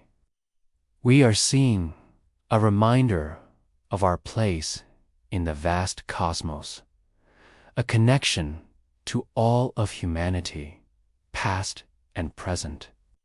The same moon that inspired Shakespeare and Beethoven is the same moon that shines down on us tonight. It is a shared experience, a timeless presence, a symbol of hope and wonder. And long may it continue to inspire us, to challenge us, and to remind us of the beauty and mystery that surrounds us. From wonder to science, the moon as a catalyst for astronomical discovery. Imagine a time before telescopes, satellites, or even the concept of a scientific method. What could early humans possibly deduce about the vastness of space using nothing but their own eyes and curiosity? Well, surprisingly, quite a lot. And the moon, our constant celestial companion, played a pivotal role in shaping our earliest understanding of the cosmos. For millennia, the moon was not merely an object of beauty, but a laboratory in the sky. Its predictable phases, its subtle movements, its occasional eclipses provided early astronomers with their first clues to unlock some of the secrets of the universe. It served as a celestial clock, a seasonal guide, and a constant invitation to observe, measure, and wonder. One of the most fundamental observations was the simple fact that the moon changed shape. It cycled through phases from new to crescent to full and back again, all in a reliable rhythm. This simple observation gave ancient people their first unit of time longer than a single day. It established the concept of the month to coordinate tasks, seasonal migrations, religious festivals, to understand life as a series of repeating cycles rather than a chaotic jumble of events. Early calendars, etched on bones and carved in stone, marked the moon's passage. Humans learned that by following the lunar phases, they could predict the tides, plan harvests, and even foretell eclipses. But the moon wasn't just a timekeeper. It was also a portal to something larger. Ancient skywatchers noticed the moon moved, not just through its phases, but across the constellations. By meticulously tracking its path against the background stars, they observed that it followed a somewhat predictable but not perfectly uniform route, hinting at a cosmic clockwork far more complex than anyone had imagined.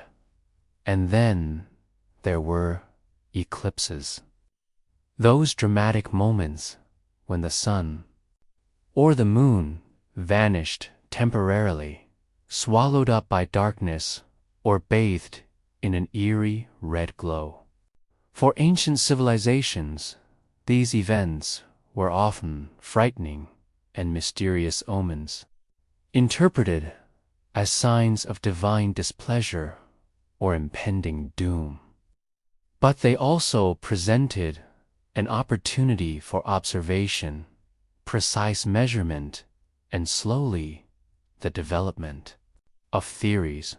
Ancient Greek thinkers pondered the nature of eclipses, wondering why these celestial bodies winked out of existence and then returned.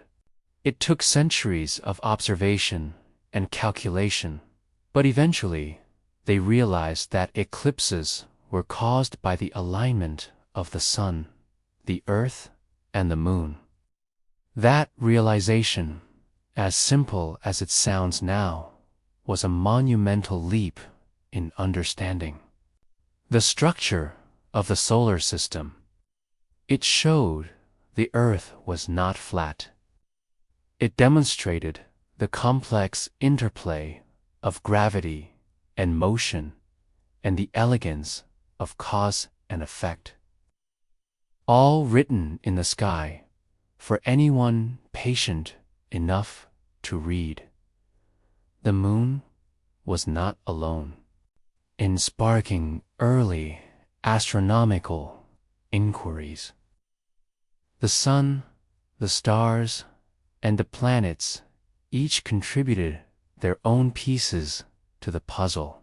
But the moon, because of its proximity, its visibility, and its constant changes, provided the most accessible and reliable starting point.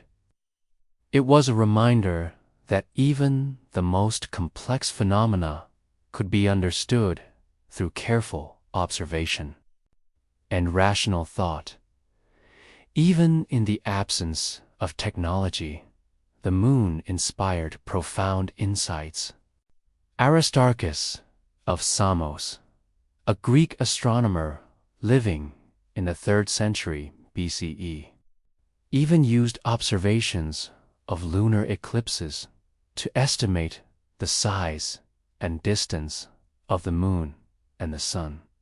While his measurements were not entirely accurate, his method was groundbreaking.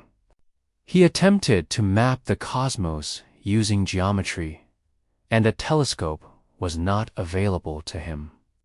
He reasoned and calculated, bridging the gap between human scale and cosmic vastness. The invention of the telescope in the early 17th century propelled lunar astronomy into a new age. And what he saw forever changed our view of the moon. It wasn't a perfect, ethereal sphere. It was rugged, scarred, and mountainous. The moon was a world. Craters cast shadows across its surface, revealing depth and terrain and dimension. Its features were similar to features of the Earth. This discovery challenged the prevailing belief that the heavens were perfect and unchanging, while the Earth was flawed.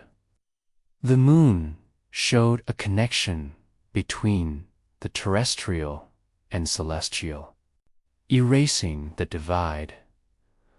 Over the next few centuries, astronomers continued to study the moon with ever-improving telescopes. They mapped its surface in greater detail, calculated its orbit with greater precision, and measured its movements. The more we looked, the more we learned, and each observation prepared the way for a leap further ahead. The moon was the ladder that reached the stars. It paved the way. Even after we landed on the moon, walked its surface, and returned with samples of its rock, it continued to challenge and inspire us. It led to the study of its soil composition. This helped us to determine the moon's own origin. It connected to the question about the origins of Earth and the very building blocks of life. The quest to understand the moon has driven centuries of innovation and exploration. It has transformed our understanding of the solar system, of the universe, and of our place within it. So, the next time you find yourself gazing up at the moon, remember that it is more than just a celestial object, that it has inspired scientific revolutions, launched careers, and has brought light into our understanding. Without that moon, we could not have reached the stars.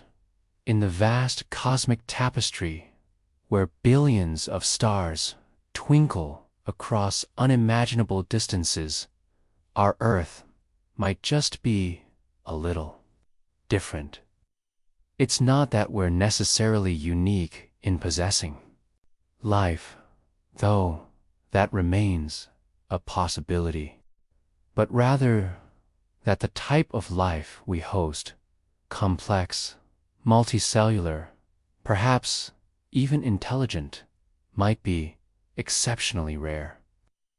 And one intriguing explanation for this comes down to a celestial companion we often take for granted, our moon. This idea is encapsulated in something called the rare Earth hypothesis. Now, don't get me wrong, this isn't about claiming Earth is the only planet with any life. Microbial life, the hardy pioneers of the cosmos, might be relatively common, thriving in environments we wouldn't even consider habitable. But the leap from single-celled organisms to complex creatures, the kind that build civilizations or ponder the mysteries of the universe, that's a different story altogether. It requires a confluence of factors, a delicate balance of circumstances, so exquisitely tuned that it may be a cosmic rarity. And our moon, according to this hypothesis, is a key player in that delicate balance. Now, what makes our moon so special?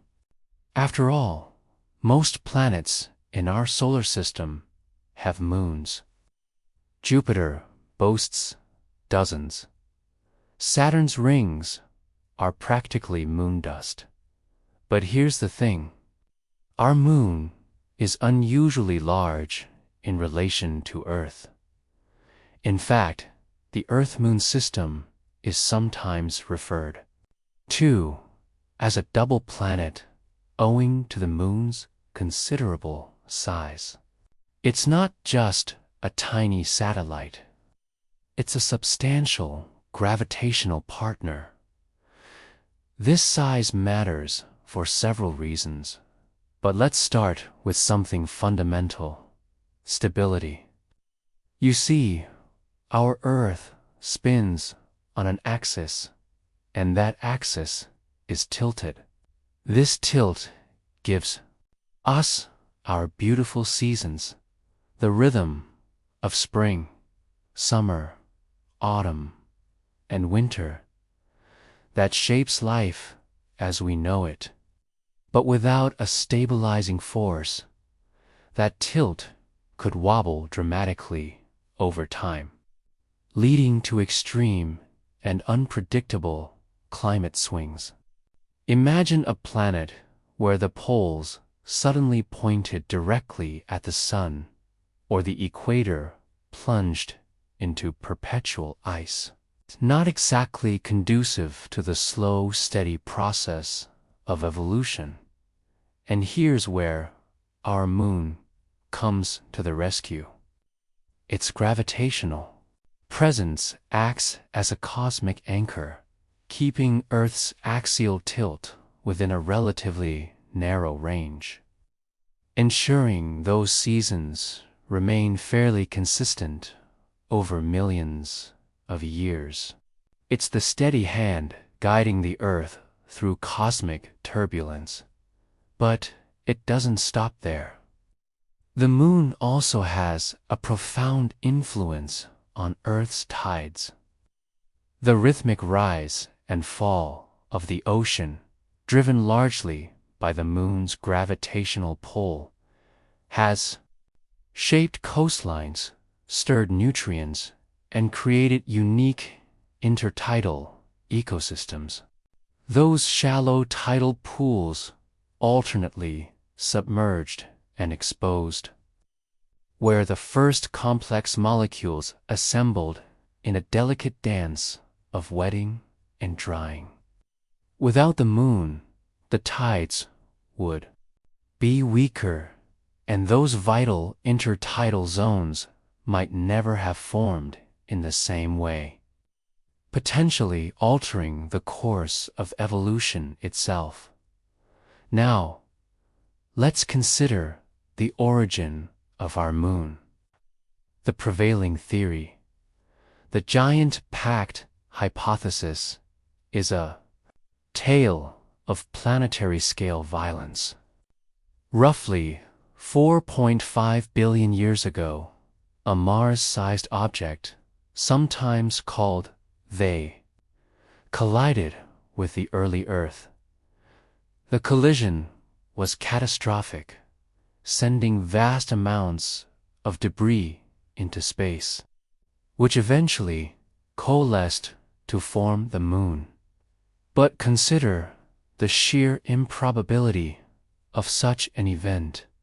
The size of the impactor, the angle of the collision, the speed of the impact, all had to be within a specific range to create a moon of the right size and composition. Without completely obliterating Earth in the process, this colossal collision was a cosmic lottery, a 1 in a billion event that might not be common in other planetary systems. So, if the rare Earth hypothesis holds true, it suggests that our moon is not just a pretty face in the night sky, but a vital ingredient in the recipe for complex life on Earth.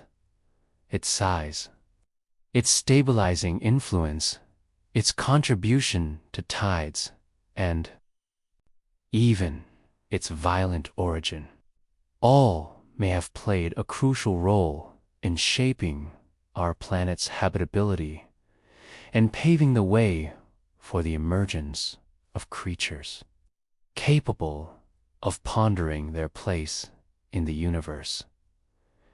And while we can't definitively say that Earth is unique, this hypothesis offers a compelling reason to believe that it might be extraordinarily special. In the grand cosmic scheme, where trillions of planets may exist, a large, stabilizing moon might be a rare and precious commodity, a silent partner in the remarkable story of life on Earth. So, the next time you gaze upon the moon, see a steady hand, a cosmic stabilizer, a silent engine of stability. Earth, the Goldilocks planet. Not too hot, not too cold, and spinning at just the right pace. We often attribute this planetary pleasantness to the sun, our distance from it, and our atmosphere. But there's another, quieter player in the cosmic orchestra, a celestial body whose role in stabilizing Earth's climate is often overlooked. Our moon. While the sun radiates energy and sets the stage. It's the moon that helps moderate the temperature swings, ensuring a more predictable and habitable environment. Imagine, if you will, a planet without a moon. The sun rises and sets. Seasons come and go. But something's amiss. The climate is erratic. Wild fluctuations swing from scorching heat to icy cold year after year. This is the kind of instability our moon subtly prevents. And it all starts with Earth's axial tilt. Our planet doesn't spin perfectly upright. It leans at an angle of approximately 23.5 degrees. This tilt is what gives us our seasons. As Earth orbits the Sun, different parts of the planet are angled more directly towards the sunlight, creating the familiar cycle of spring, summer, autumn, and winter. But this tilt isn't static. Without a stabilizing force, it would wobble. Over long periods, a phenomenon known as axial precession. Picture a spinning top that's losing momentum, its axis swaying back and forth. That's Earth without the moon. Computer models suggest that without our lunar companion. Earth's axial tilt could vary wildly, perhaps swinging between 0 and 85 degrees. Such dramatic shifts would have catastrophic consequences for our climate. A planet tilted at 0 degrees would have no seasons at all. The equator would experience perpetual heat, while the poles would remain locked in permanent ice. A tilt of 85 degrees, on the other hand, would turn the seasons upside down, or perhaps inside out. The poles would experience extended periods of direct sunlight, followed by prolonged darkness. Ecosystems would be thrown into chaos, struggling to adapt to the unpredictable shifts in temperature and sunlight. So how does the moon prevent this planetary mood swing? It acts as a gravitational anchor, exerting a stabilizing force that keeps Earth's axial tilt within a relatively narrow range. Our large moon, massive compared to Earth, acts as a counterweight, dampening the wobble and keeping the climate relatively stable over geological timescales. Without the moon's steadying influence, the Milankovitch cycles, periodic shifts in Earth's orbit and axial tilt could become more erratic, resulting in more extreme climate variations.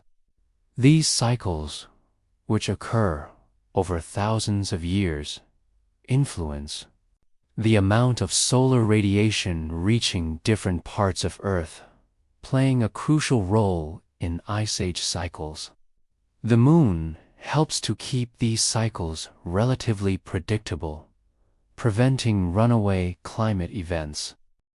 But the moon's climate control extends beyond its influence on Earth's tilt. It also plays a significant role in regulating ocean currents. Tides, primarily driven by the moon's gravitational pull, stir the waters, distributing heat and nutrients around the globe. These currents act as a planetary conveyor belt, transporting warm water from the equator towards the poles and cold water from the poles towards the equator, helping to moderate global temperatures. Without the moon, these currents would weaken, leading to more extreme temperature differences between the equator and the poles. Moreover, the moon may influence Earth's atmospheric circulation patterns. While the exact mechanisms are still being studied, scientists suspect that tidal forces can affect wind patterns and cloud formation, further contributing to climate stability. And though it is the most subtle contribution, it is still present. Consider our neighbor, Mars. Mars also experiences seasons, and it has a similar axial tilt to Earth.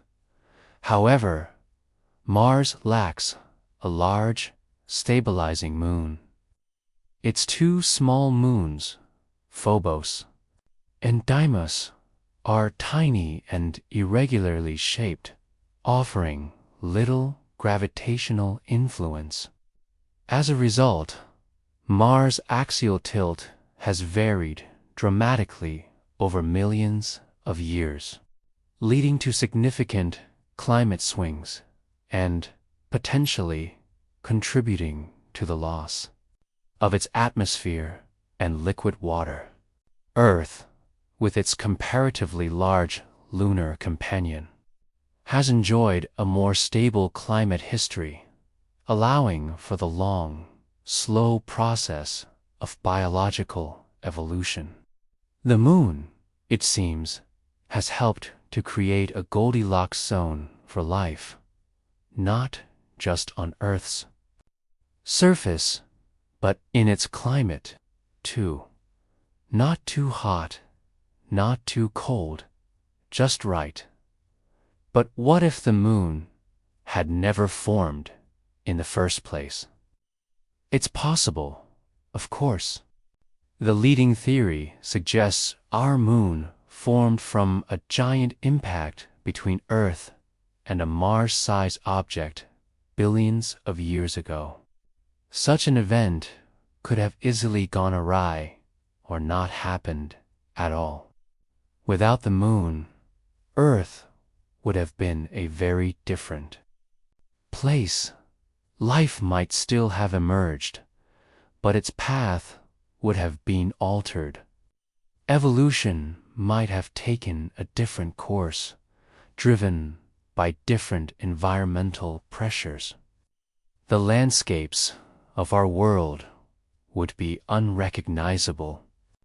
There would likely be no coral reefs, no intertidal zones teeming with life, no migratory patterns timed to lunar cycles, no civilizations built on the predictability of seasons or the guidance of tides, no poems whispered beneath a silver glow.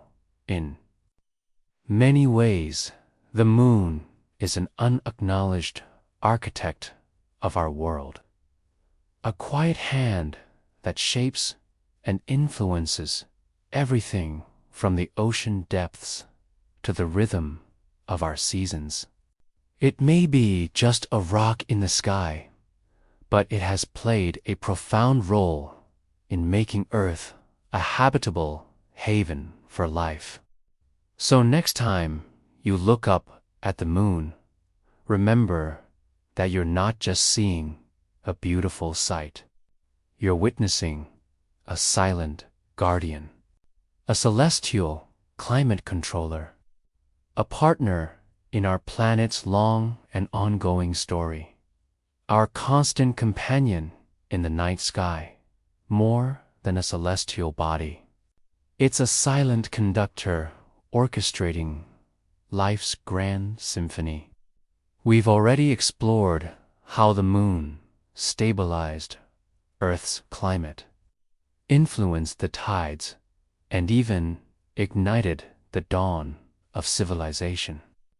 But now, let's delve deeper into the intricate relationship between our lunar neighbor and the evolution of life, where we'll look at how the moon shaped primordial rhythms, drove transitional forms, and ultimately helped mold the very tapestry of existence on our planet.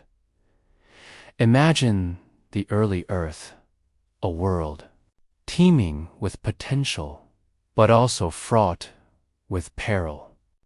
The sun blazed fiercely, volcanic eruptions painted the landscape with fire, and the oceans churned with primordial energy. In this chaotic environment, life was just beginning to find its footing. But it wasn't a free-for-all. Nature abhorred a vacuum, and certain rhythms were already beginning to emerge, whispered in our oceans by our celestial body. As it sailed across our sky, one of the most fundamental of these rhythms was, and still is, the tidal cycle. As we know, the moon's gravity exerts a powerful pull on Earth's oceans, creating the familiar ebb and flow of tides. But in the early Earth, these tides weren't just a picturesque phenomenon. They were a driving force in the evolution of life. As the tides rose and fell, they created intertidal zones, dynamic environments where life had to adapt to constantly changing conditions. Creatures living in these zones had to withstand periods of submersion and exposure, of high salinity and low salinity, of intense sunlight and relative darkness. This constant challenge and change pushed the boundaries of adaptation, forcing life to evolve new strategies for survival. Some organisms developed the ability to burrow into the sand to avoid the harsh sun and drying winds. Others evolved tough shells to protect themselves from predators and the pounding waves.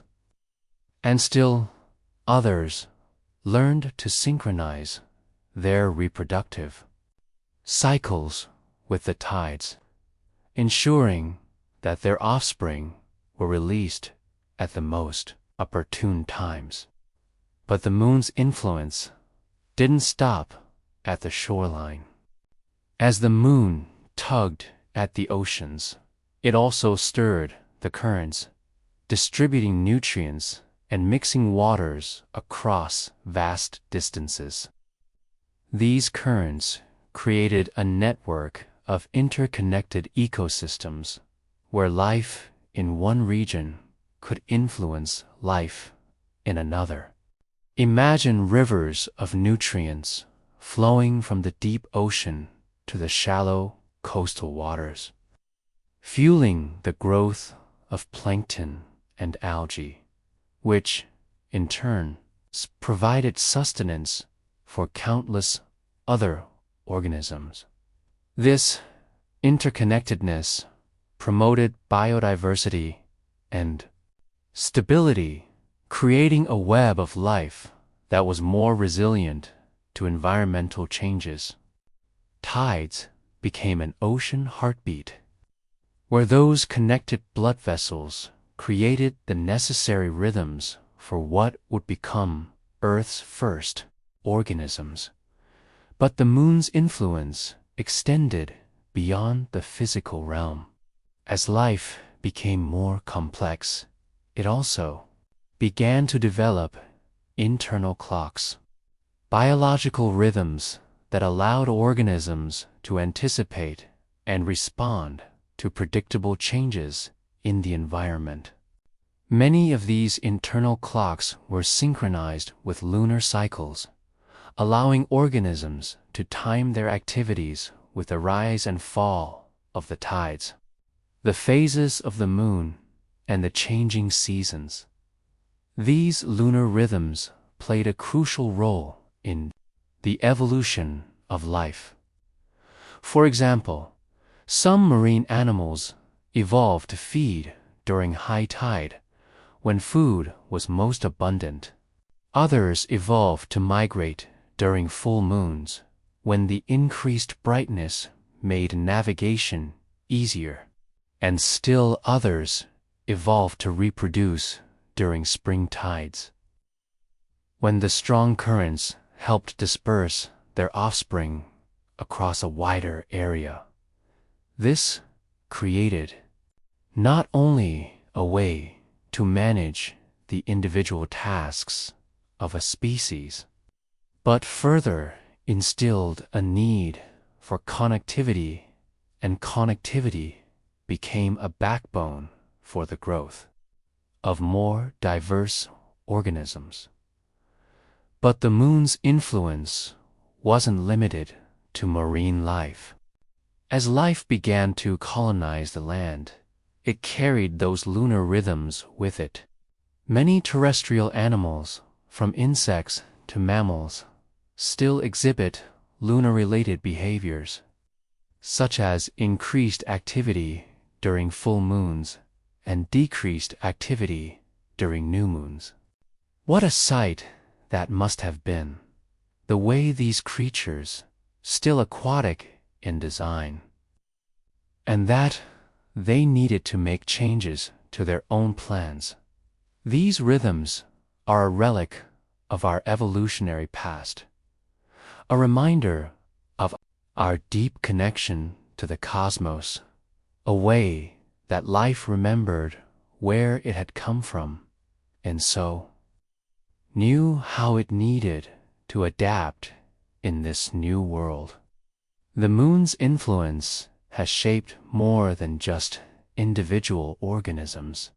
It has also influenced the evolution of entire ecosystems. The moon's gravity has helped stabilize Earth's climate, preventing drastic temperature swings that could have wiped out countless species. It has also created unique habitats such as tide pools and salt marshes, which are home to a rich diversity of life. And in its own way, it has allowed species to evolve new traits for survival that make Earth what it is today. It's difficult to imagine what life on Earth would be like without the moon. It's possible that life would have never evolved at all. Or it's possible that it would have taken a completely different path, leading to creatures and ecosystems beyond our wildest imagination. What would have lived on Earth had our celestial conductor not held the baton? And as we explore other planets in the universe, searching for signs of life beyond Earth, it's worth remembering the critical role our moon has played in shaping our own biosphere. Perhaps our lunar companion is more than just a beautiful object in the night sky. Perhaps it's a key ingredient for complex life, a cosmic necessity that has helped Earth become the vibrant, diverse, and fascinating planet that it is today. The evolution of life is a story that is still being written. But one thing is certain: the moon will continue to be a silent but powerful presence in this grand, unfolding saga. As new life forms emerge, they will adapt with the moon in mind. And our little Earth will continue to be what it is today, a world lit, touched, and loved by the moon. Of all the celestial bodies influencing Earth, the moon might be the most quietly powerful. While the sun basks in glory and takes credit for just about everything warm and bright, the moon is the one tugging at the edges, steadying, guiding, and gently nudging our planet into the rhythm that allows life to thrive. But even our steady, lunar friend may not always have our back. Let's consider what happens when all that space debris comes calling. And consider this: the moon may well be a cosmic shield, deflecting errant asteroids from devastating impacts with Earth. Or is it? To understand this, we need to look up from our own atmosphere and take stock of the neighborhood in which we live. The moon isn't enormous by cosmic standards. It's not parked in front of Earth like a giant umbrella, and space, frankly, is really, really big. To get our facts in a row, it's clear that the chance of a specific rock in space hitting the moon instead of Earth is pretty slim. But still, the idea isn't without merit, and exploring it is a delightful mixture of astronomy, probability, and poetic speculation. Let's start with the facts that we have available. The moon does get hit a lot. Unlike Earth, which has an atmosphere that burns up many smaller meteoroids before they reach the surface, the moon offers no such protection. Everything that slams into it leaves a mark. That's why its face is so heavily cratered. Those circular scars from a distance give the moon its textured beauty, and up close they tell the story of billions of collisions. Some as recent as a few hundred years ago, others dating back over 4 billion years. And what makes those a testament to its potential as a cosmic shield? We only need look at that far side. One particularly large and ancient scar is the South Polytkin Basin, one of the biggest impact craters in the solar system. Over 2,000 kilometers across and about 8 kilometers deep. It's a silent monument to just how intense space can be. Impacts like that were not rare in the early solar system, and Earth got pummeled just as badly. But here, plate tectonics, erosion, and vegetation have erased most of the evidence. The moon has kept the receipts. And that leads us to an interesting question. If the moon is getting hit so often, how many of those rocks might have otherwise struck Earth? The answer isn't entirely clear, but the basic idea is this: the moon orbits close enough to Earth, about 384,000 kilometers away, to sometimes intercept objects that might have continued onto us.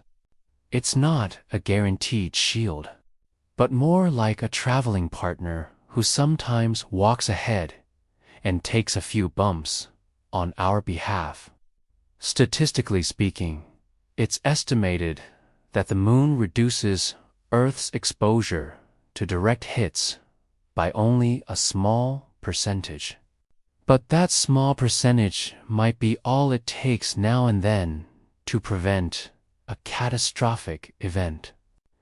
And in the ancient days of the solar system, when the planets were still settling into their orbits and debris flew like cosmic shrapnel.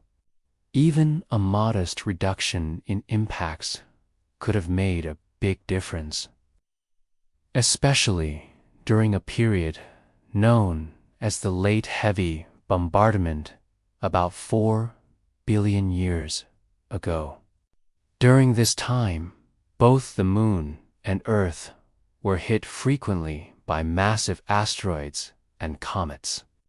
The difference is Earth had developing oceans and early life, while the Moon had basalt plains and silence. If even one fewer impact on Earth allowed life to hold on during those chaotic days, then perhaps we owe the Moon more than just tides and poetry. Another argument for the Moon's role as a kind of cosmic buffer relates to its gravitational influence. Though small compared to Earth's gravity, the Moon still exerts a pull, and it can nudge the trajectory of incoming objects just slightly. Sometimes that might mean pulling a rock away from Earth's path. Other times, it might mean redirecting something into the planet. It's not always heroic, but even chaotic influence is still influence. Some researchers have proposed that the Earth-Moon system acts as a sort of gravitational partnership, altering the orbital paths of potential impactors in subtle ways. Again, the magnitude of this effect is small, but in space, small nudges can lead to large detours over long distances. A rock deflected today might miss us entirely in 1,000 years, or it might take the scenic route and circle back, hopefully, after we've built better telescopes. Interestingly, the Moon may also help us understand Earth's own history of impacts because it's essentially been keeping a backup record. By studying the ages and distribution of lunar craters, scientists can infer when and how often major impact events happened. Since the Moon doesn't erase its craters the way Earth does, it offers a clearer geological timeline. This has helped researchers piece together not just lunar history, but Earth's as well. One example is the realization that asteroid impacts have likely occurred in clusters, not randomly spaced events. These bursts might have been caused by disruptions in the asteroid belt or distant gravitational shifts that sent waves of debris into the inner solar system. If such patterns can be detected in lunar craters, it could give us a heads-up about possible future periods of increased risk. And while we're talking about protection, it's worth mentioning that the Moon isn't Earth's only defense. Jupiter, our solar system's largest planet, is often credited as the true planetary bodyguard. Its massive gravity well can capture or redirect many comets and asteroids before they even reach the inner solar system. In that sense, the Moon may not be the only bouncer at the door, but perhaps it's the one closest to home, watching over the Earth from just across the sky, whether or not the Moon has saved Earth from any specific disaster may never be proven definitively, but what's clear is that it offers a unique vantage point into the dynamics of our solar system. Its scarred face reminds us that cosmic collisions are not just possible, they're inevitable. Earth has been struck many times. Some of those events, like the one that wiped out the dinosaurs 66 million years ago, reshaped the course of life entirely. And here's a curious thought. That same event, the one that spelled doom for giant reptiles, made room for mammals to rise. Eventually, that evolutionary door opened wide enough for humans to walk through. So, even in destruction, the universe works in cycles. Impact leads to extinction. Extinction creates opportunity.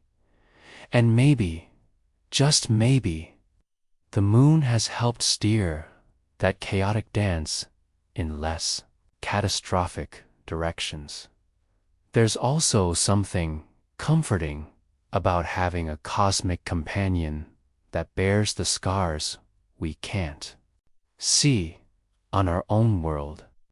Every crater on the moon is a frozen moment in deep time, a reminder of how old the solar system really is and how long Earth's been a target in a shooting gallery of space rocks. The fact that we're here at all is a statistical miracle, and the moon, well, it's still up there, circling quietly, pulling the tides, lighting up the night, and occasionally, just maybe, getting in the way of something that was headed straight for us.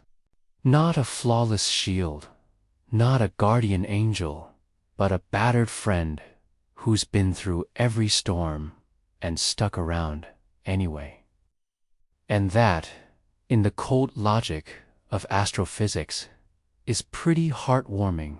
Of all the celestial bodies that capture our imagination, the moon holds a uniquely special place. Not because it's the biggest, brightest, or most dramatic, but perhaps because it's the most accessible. It's been there from the beginning, a steady presence in the night sky, inviting our gaze and fueling our dreams. And in the story of humanity's reach for the stars, the moon plays a crucial role. Not just as a destination, but as a catalyst, a training ground, and a constant source of inspiration. Long before rockets roared and satellites whispered, the moon sparked the imaginations of scientists, engineers, and dreamers. It was the first extraterrestrial frontier, the nearest and most tantalizing target in a vast cosmic ocean. Early astronomers charted its movements, mapped its craters, and speculated about its composition, all from the confines of Earth, with telescopes as their only portals. The space race of the 20th century catapulted these lunar dreams into reality. The Cold War rivalry between the United States and the Soviet Union spurred unprecedented investment in scientific research and technological innovation. Both nations set their sights on the moon, not just for scientific discovery, but as a symbol of national prowess and ideological supremacy. The Soviet Union achieved a series of early milestones, launching the first artificial satellite, Sputnik, in 1957, and sending the first human, Yuri Gagarin, into orbit in 1961. These achievements spurred the United States to make a bold commitment.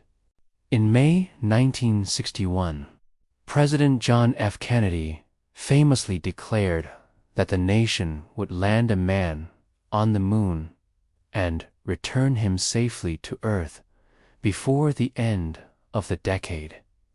It was an audacious goal, considering the state of technology at the time. Manned spaceflight was still in its infancy.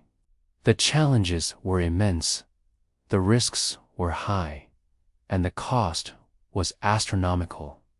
But the Apollo program galvanized the nation, uniting scientists, engineers, and ordinary citizens behind a common purpose.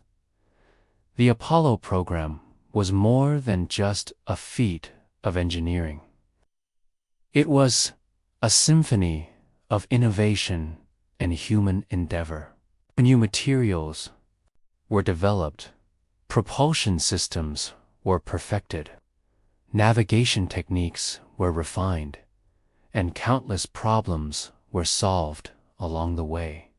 It required an unprecedented level of collaboration, drawing on the expertise of universities, government agencies, and private companies. And then, on July 20th, 1969, the world watched with bated breath as Neil Armstrong took his first step onto the lunar surface, uttering those iconic words, "That's one small step for man, one giant leap for mankind." The moon, long a realm of myth and speculation, was now a place humans had touched, explored, and claimed, if only for a brief period. Over the next 3 years, 5 more Apollo missions landed on the moon, each building on the successes and lessons learned from the previous ones.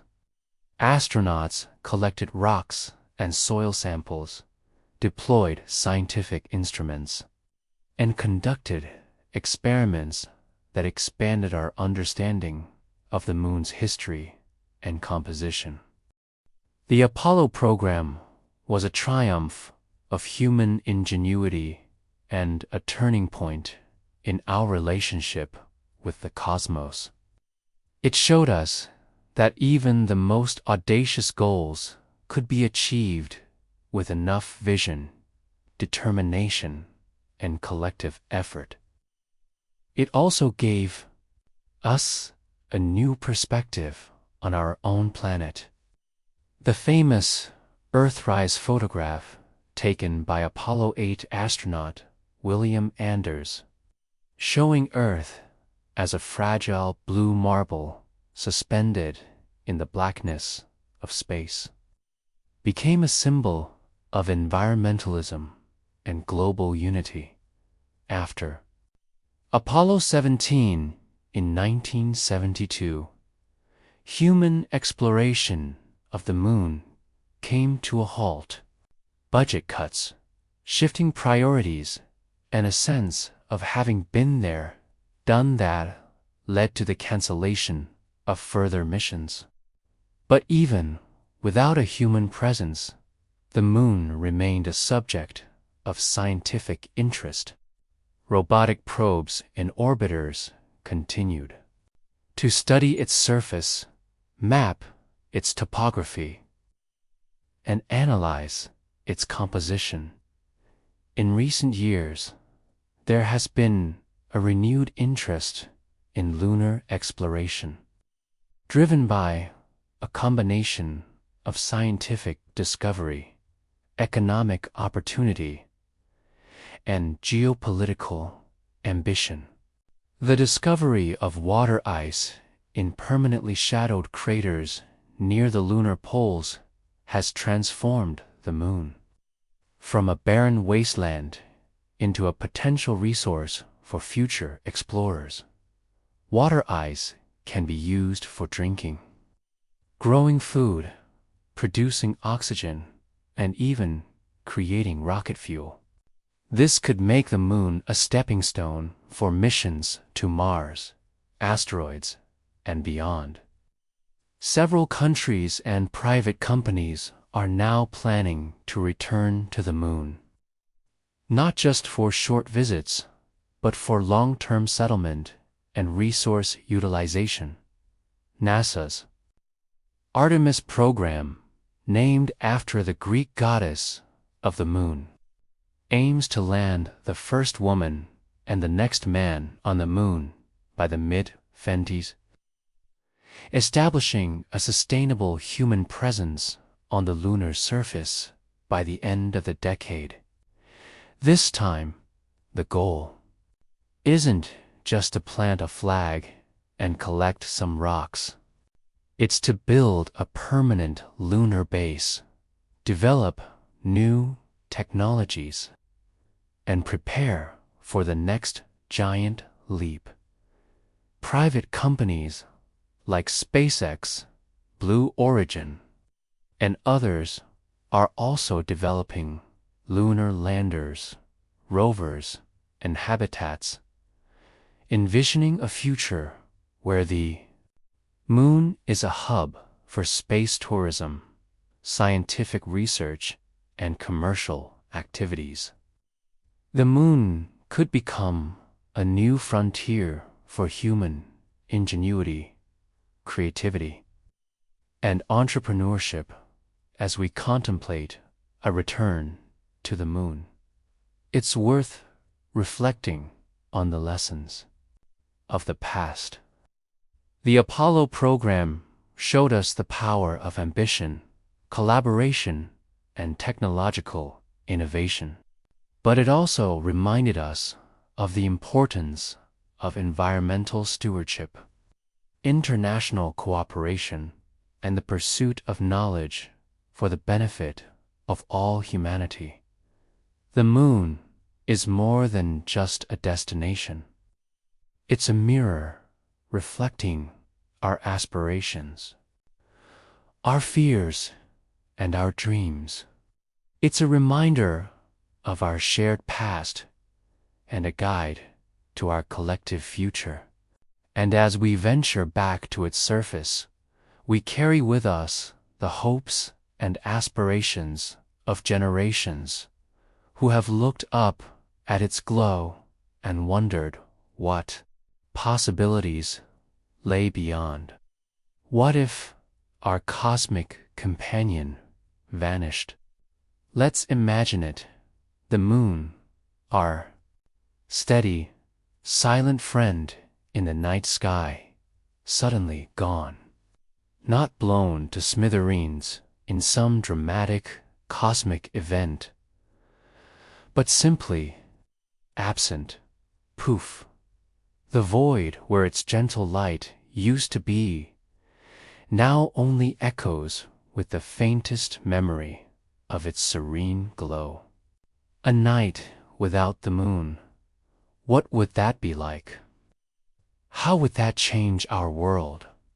And more profoundly, how would it change us? Well, the first and most obvious difference would be darkness. The moon, after all, is our primary source of nighttime illumination. While the stars are beautiful, their collective twinkle provides only a fraction of the light the moon offers. Without that lunar glow, night would be significantly darker, transforming our planet into a realm of deep shadows. Imagine pre-industrial societies where artificial light was scarce. Moonlight was a precious resource, allowing for nighttime travel, extended hunting expeditions, and communal gatherings after sunset. Now, picture that world plunged into near total darkness. The implications would be profound, but darkness is just the beginning. The moon's disappearance would trigger a cascade of effects rippling through our planet's climate ecosystems, and even the very fabric of life as we know it. One of the most significant changes would involve Earth's axial tilt. Our planet spins on an axis currently tilted at about 23.5 degrees. This tilt is responsible for our seasons. As Earth orbits the Sun, different parts of the planet lean towards or away from the Sun, creating the cyclical changes we experience each year. The Moon, through its gravitational influence, acts as a stabilizer, keeping this axial tilt relatively constant. Without the Moon, Earth's axial tilt would become unstable, wobbling dramatically over time. This wobble, known as obliquity variation, could lead to extreme climate swings. Imagine a scenario where Earth's tilt varies by as much as 10, 20, or even 60 degrees. Regions that are temperate today might become scorching deserts or frozen wastelands. Seasons could become unpredictable, with some areas experiencing prolonged periods of summer or winter, while others endure chaotic shifts between extremes. Agriculture, ecosystems, and human societies would struggle to adapt to such radical changes. And speaking of climate, we cannot ignore the tides. The Moon is the primary driver of Earth's tides.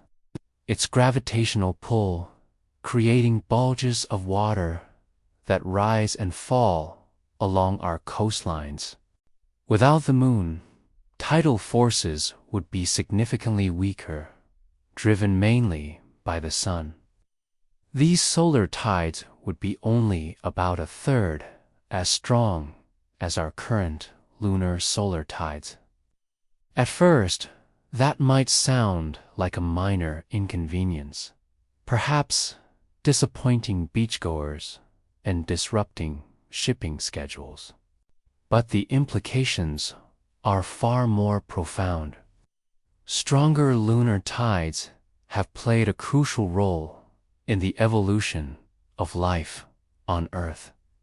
Billions of years ago, tidal pools, those shallow, sun-warmed puddles left behind as the tide recedes, served as natural chemistry labs. In these dynamic environments, compounds could concentrate, dry out, react, and then be replenished by the next wave. This cyclical process may have helped the first complex molecules assemble into something resembling life. Without the Moon, those dynamic environments might never have formed, or at least not in the same way. And even after life emerged, tides continued to influence its evolution. Marine animals evolved to feed, migrate, and reproduce in sync with tidal rhythms. Coral spawning events, for example, are often timed with lunar cycles. Take away the Moon, and a great deal of ecological choreography might fall out of sync. But it's not just biology and climate. The Moon's influence extends into our cultural and psychological realms. For millennia, humans have looked up at that glowing orb and found comfort mystery, and inspiration. It has guided travelers, marked the passage of time, and filled poetry with metaphors, both elegant and endearingly cheesy. Remove the moon, and entire mythologies unravel. No lunar calendars, no moon festivals, no werewolves.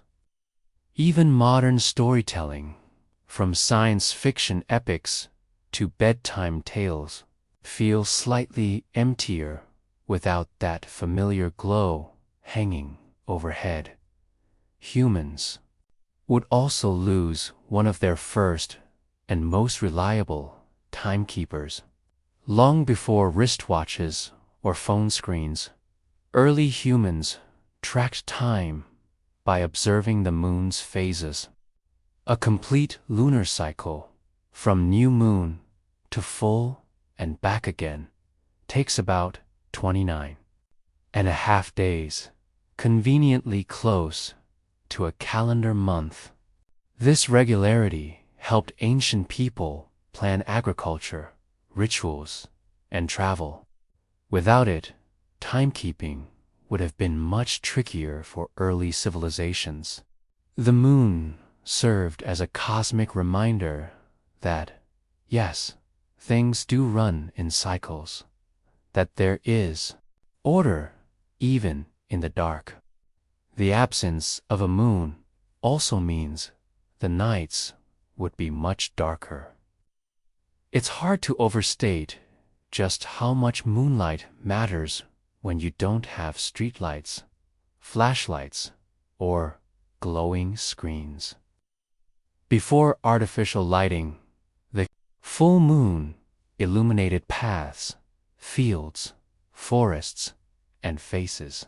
It gave hunters and travelers an advantage, shaped behavior in nocturnal animals, and even influenced crime rates and sleep patterns in human communities.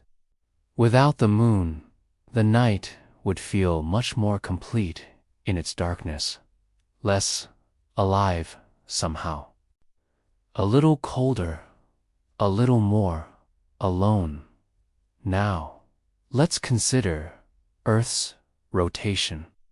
The moon has been gradually slowing Earth's spin through a process called tidal friction.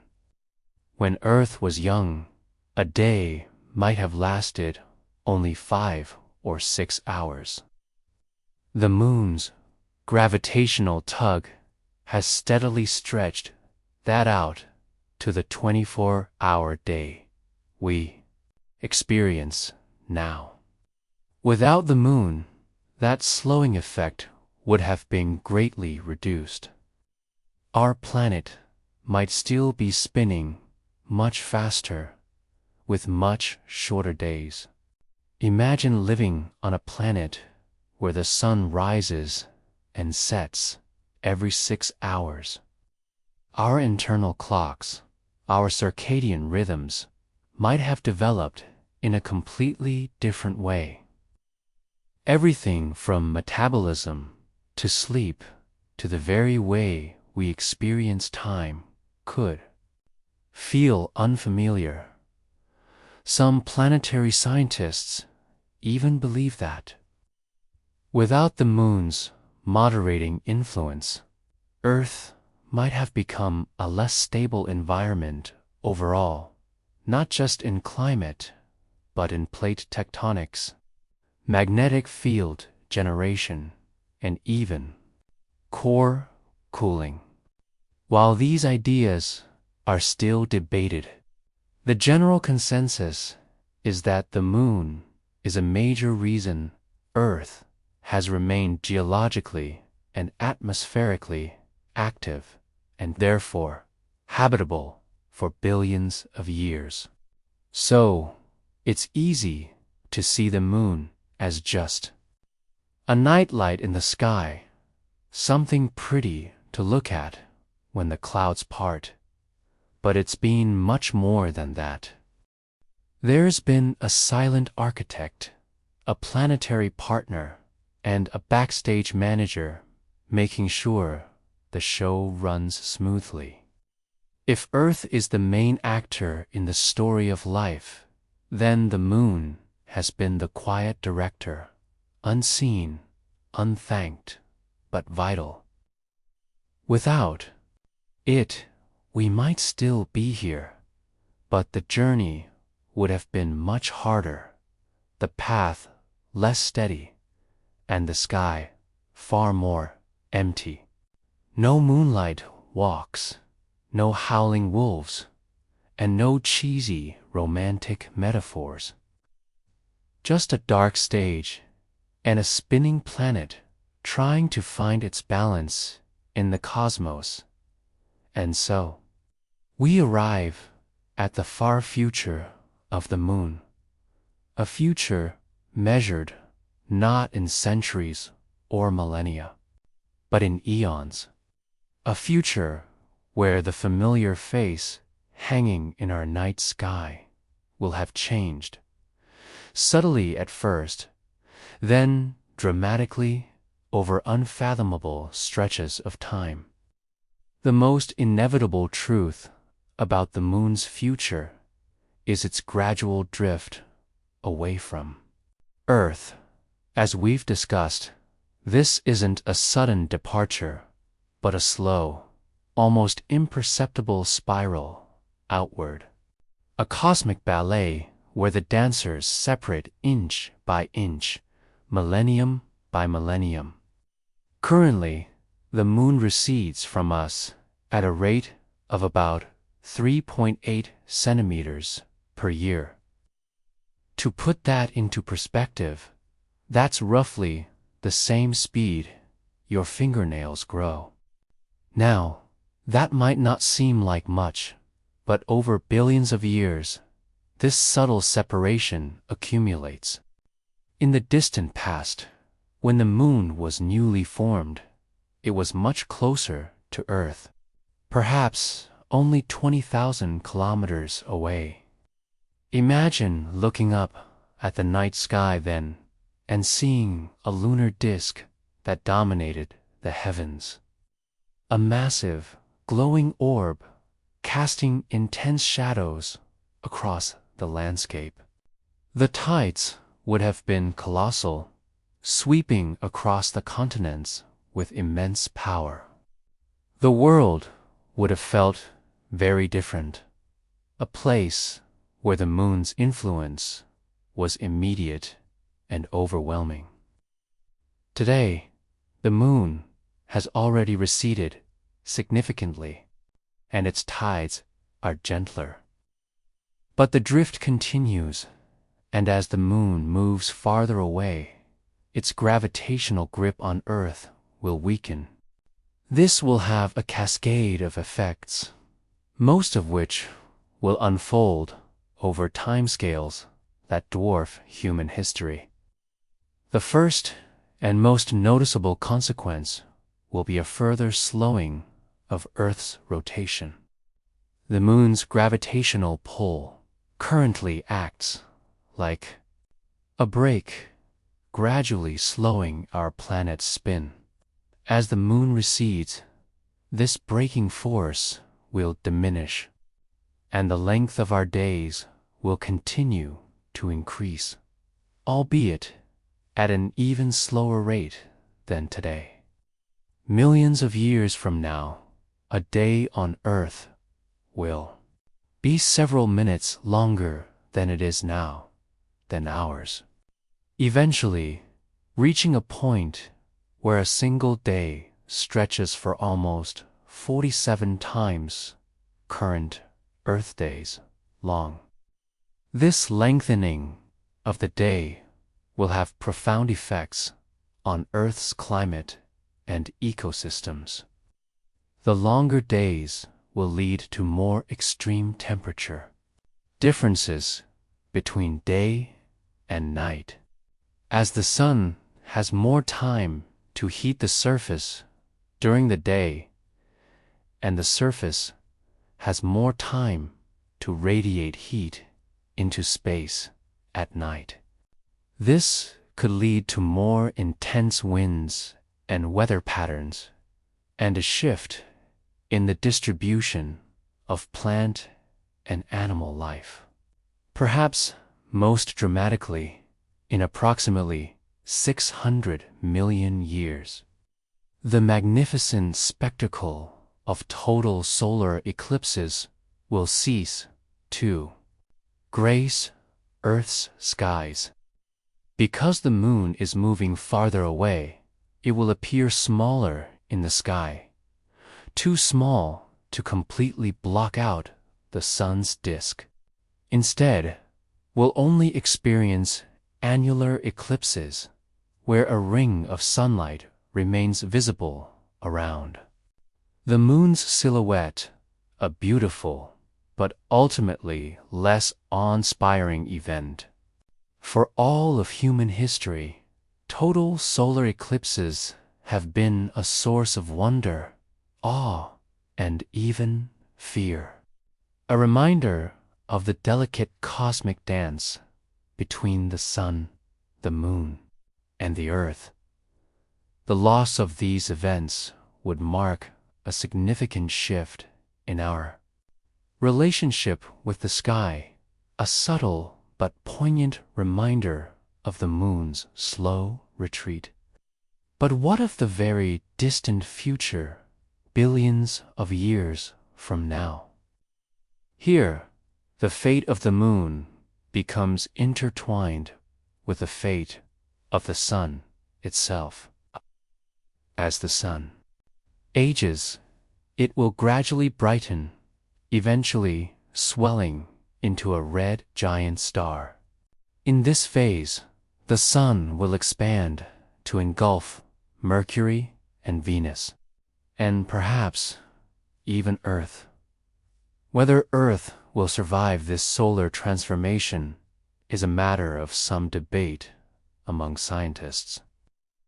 Some models suggest that Earth will be completely consumed by the expanding sun, while others predict that it will be pushed outward, escaping incineration but becoming a scorched and lifeless world. The moon's fate is equally uncertain. If Earth is engulfed by the sun, the moon will likely be vaporized along with it, its atoms dispersed into the solar wind. However, if Earth survives, the moon might also persist, albeit in a greatly altered state. It would be much farther away from the sun and might even become tidally locked to the planet. And if Earth is pushed out into the solar system because of solar changes, it's possible that the planet will slingshot the moon into space, and the moon will continue its lonely orbit among the stars, its home world lost forever. But let's ponder for a moment the moon's lasting legacy, even if it were to vanish completely. The impact it has already had on Earth will be etched into the geological record for eons to come. The very structure of our planet, its axial tilt, its rotation rate, and the composition of its crust have all been shaped by the moon's presence. And it has also affected the planet and life's long story by shaping climates and tides, creating a cradle for civilization. Even if those things have already passed and are nothing more than faint memories, the moon's influence on Earth has been profound and enduring. And perhaps, most importantly, it lit the path forward for future species that evolve on our planet. In the end, the story of the moon is a story of change, a tale of slow separation, cosmic inevitability, and enduring. Legacy. It's a reminder that even the most familiar objects in our lives are subject to the forces of time, and that the universe is constantly evolving in ways that we can only begin to imagine. But it's a story worth contemplating, a reminder of the vastness of time and the interconnectedness of all things in the cosmos. The moon, our celestial sister, our nightlight in the darkness, our silent partner in the cosmic dance. We've explored its craters, walked on its surface, and probed its deepest secrets. Yet it still holds an allure that defies simple scientific explanation. It is far more than just a rock orbiting our planet. It is a character in our story, a canvas for our dreams, and a mirror reflecting back the best and sometimes the strangest parts of humanity. Throughout this journey, we've taken the time to imagine all of the ways the world might not exist, or be completely different were it not for the presence of our constant celestial guardian. Now, let's take a moment to simply appreciate it, to consider what it means to live on a world graced by the moon's gentle light, to marvel at the sheer improbability of its existence, and to contemplate the enduring mystery it holds for generations. To picture a world without a moon. We've talked about the climate instability, the missing tides, the altered biology. But let's zoom in on the everyday absence. What would it mean to live under a sky devoid of that soft, familiar glow? What would our nights be like without the silver lining? It would be a world of deeper, darker nights. No moonlight walks on the beach, no luminous paths across fields, no gentle glow painting the landscape in shades of gray. The stars would shine brighter, yes, but with a cold, distant brilliance. The warmth of the moon would be missing. The sky would be emptier. Our world would be more stark. And what about the rhythm of our lives? So many things are tied to the moon in ways we don't even realize. Before electricity, the moon was our primary light source. It lit our way, guided our steps, and allowed us to see even in the deepest darkness. It was the silent witness to countless moments of human history. From first love to last breath, the moon was there, watching. Without the moon, those quiet moments would lack a certain poetry. We would feel more confined indoors. Would be times of rest, not of gentle rambling or shared storytelling or knowing glances. We would sleep, then wake up to the sun. What about our art and our stories? How many paintings, poems, songs, and ballets have been inspired by the moon's ethereal beauty? How many myths and legends have spun around its changing phases? From ancient goddesses to lonely werewolves, the moon has been woven into the very fabric of human creativity. How much bleaker would the night be absent such muse? What would romance be without the moon? So many love songs would need to be rewritten. So many moonlit kisses would never have happened. There is something irresistible about standing under a full moon with someone you love. The world feels magical and connected. The air feels charged with possibility. Would hearts be captured without such a stage? And what about our sense of wonder? The moon has always beckoned us outward, inviting us to explore beyond our familiar surroundings. It has inspired us to build rockets, to dream of other worlds, to push the boundaries of what's possible. It has been a constant reminder that there is more out there than we can see. Without that reminder, might we not lose the drive for space? Perhaps, most importantly, the moon has taught us humility. It is vast and ancient, a silent observer of our triumphs and follies. It reminds us that we are small, temporary, and interconnected. It shows us that even the smallest light can illuminate the darkness, and that even the most distant objects can hold us in their thrall. If the moon were to vanish, we would adapt, of course. Humanity is nothing if not adaptable. We would find new ways to light the night, to tell our stories, to find comfort in the darkness, but something would be lost.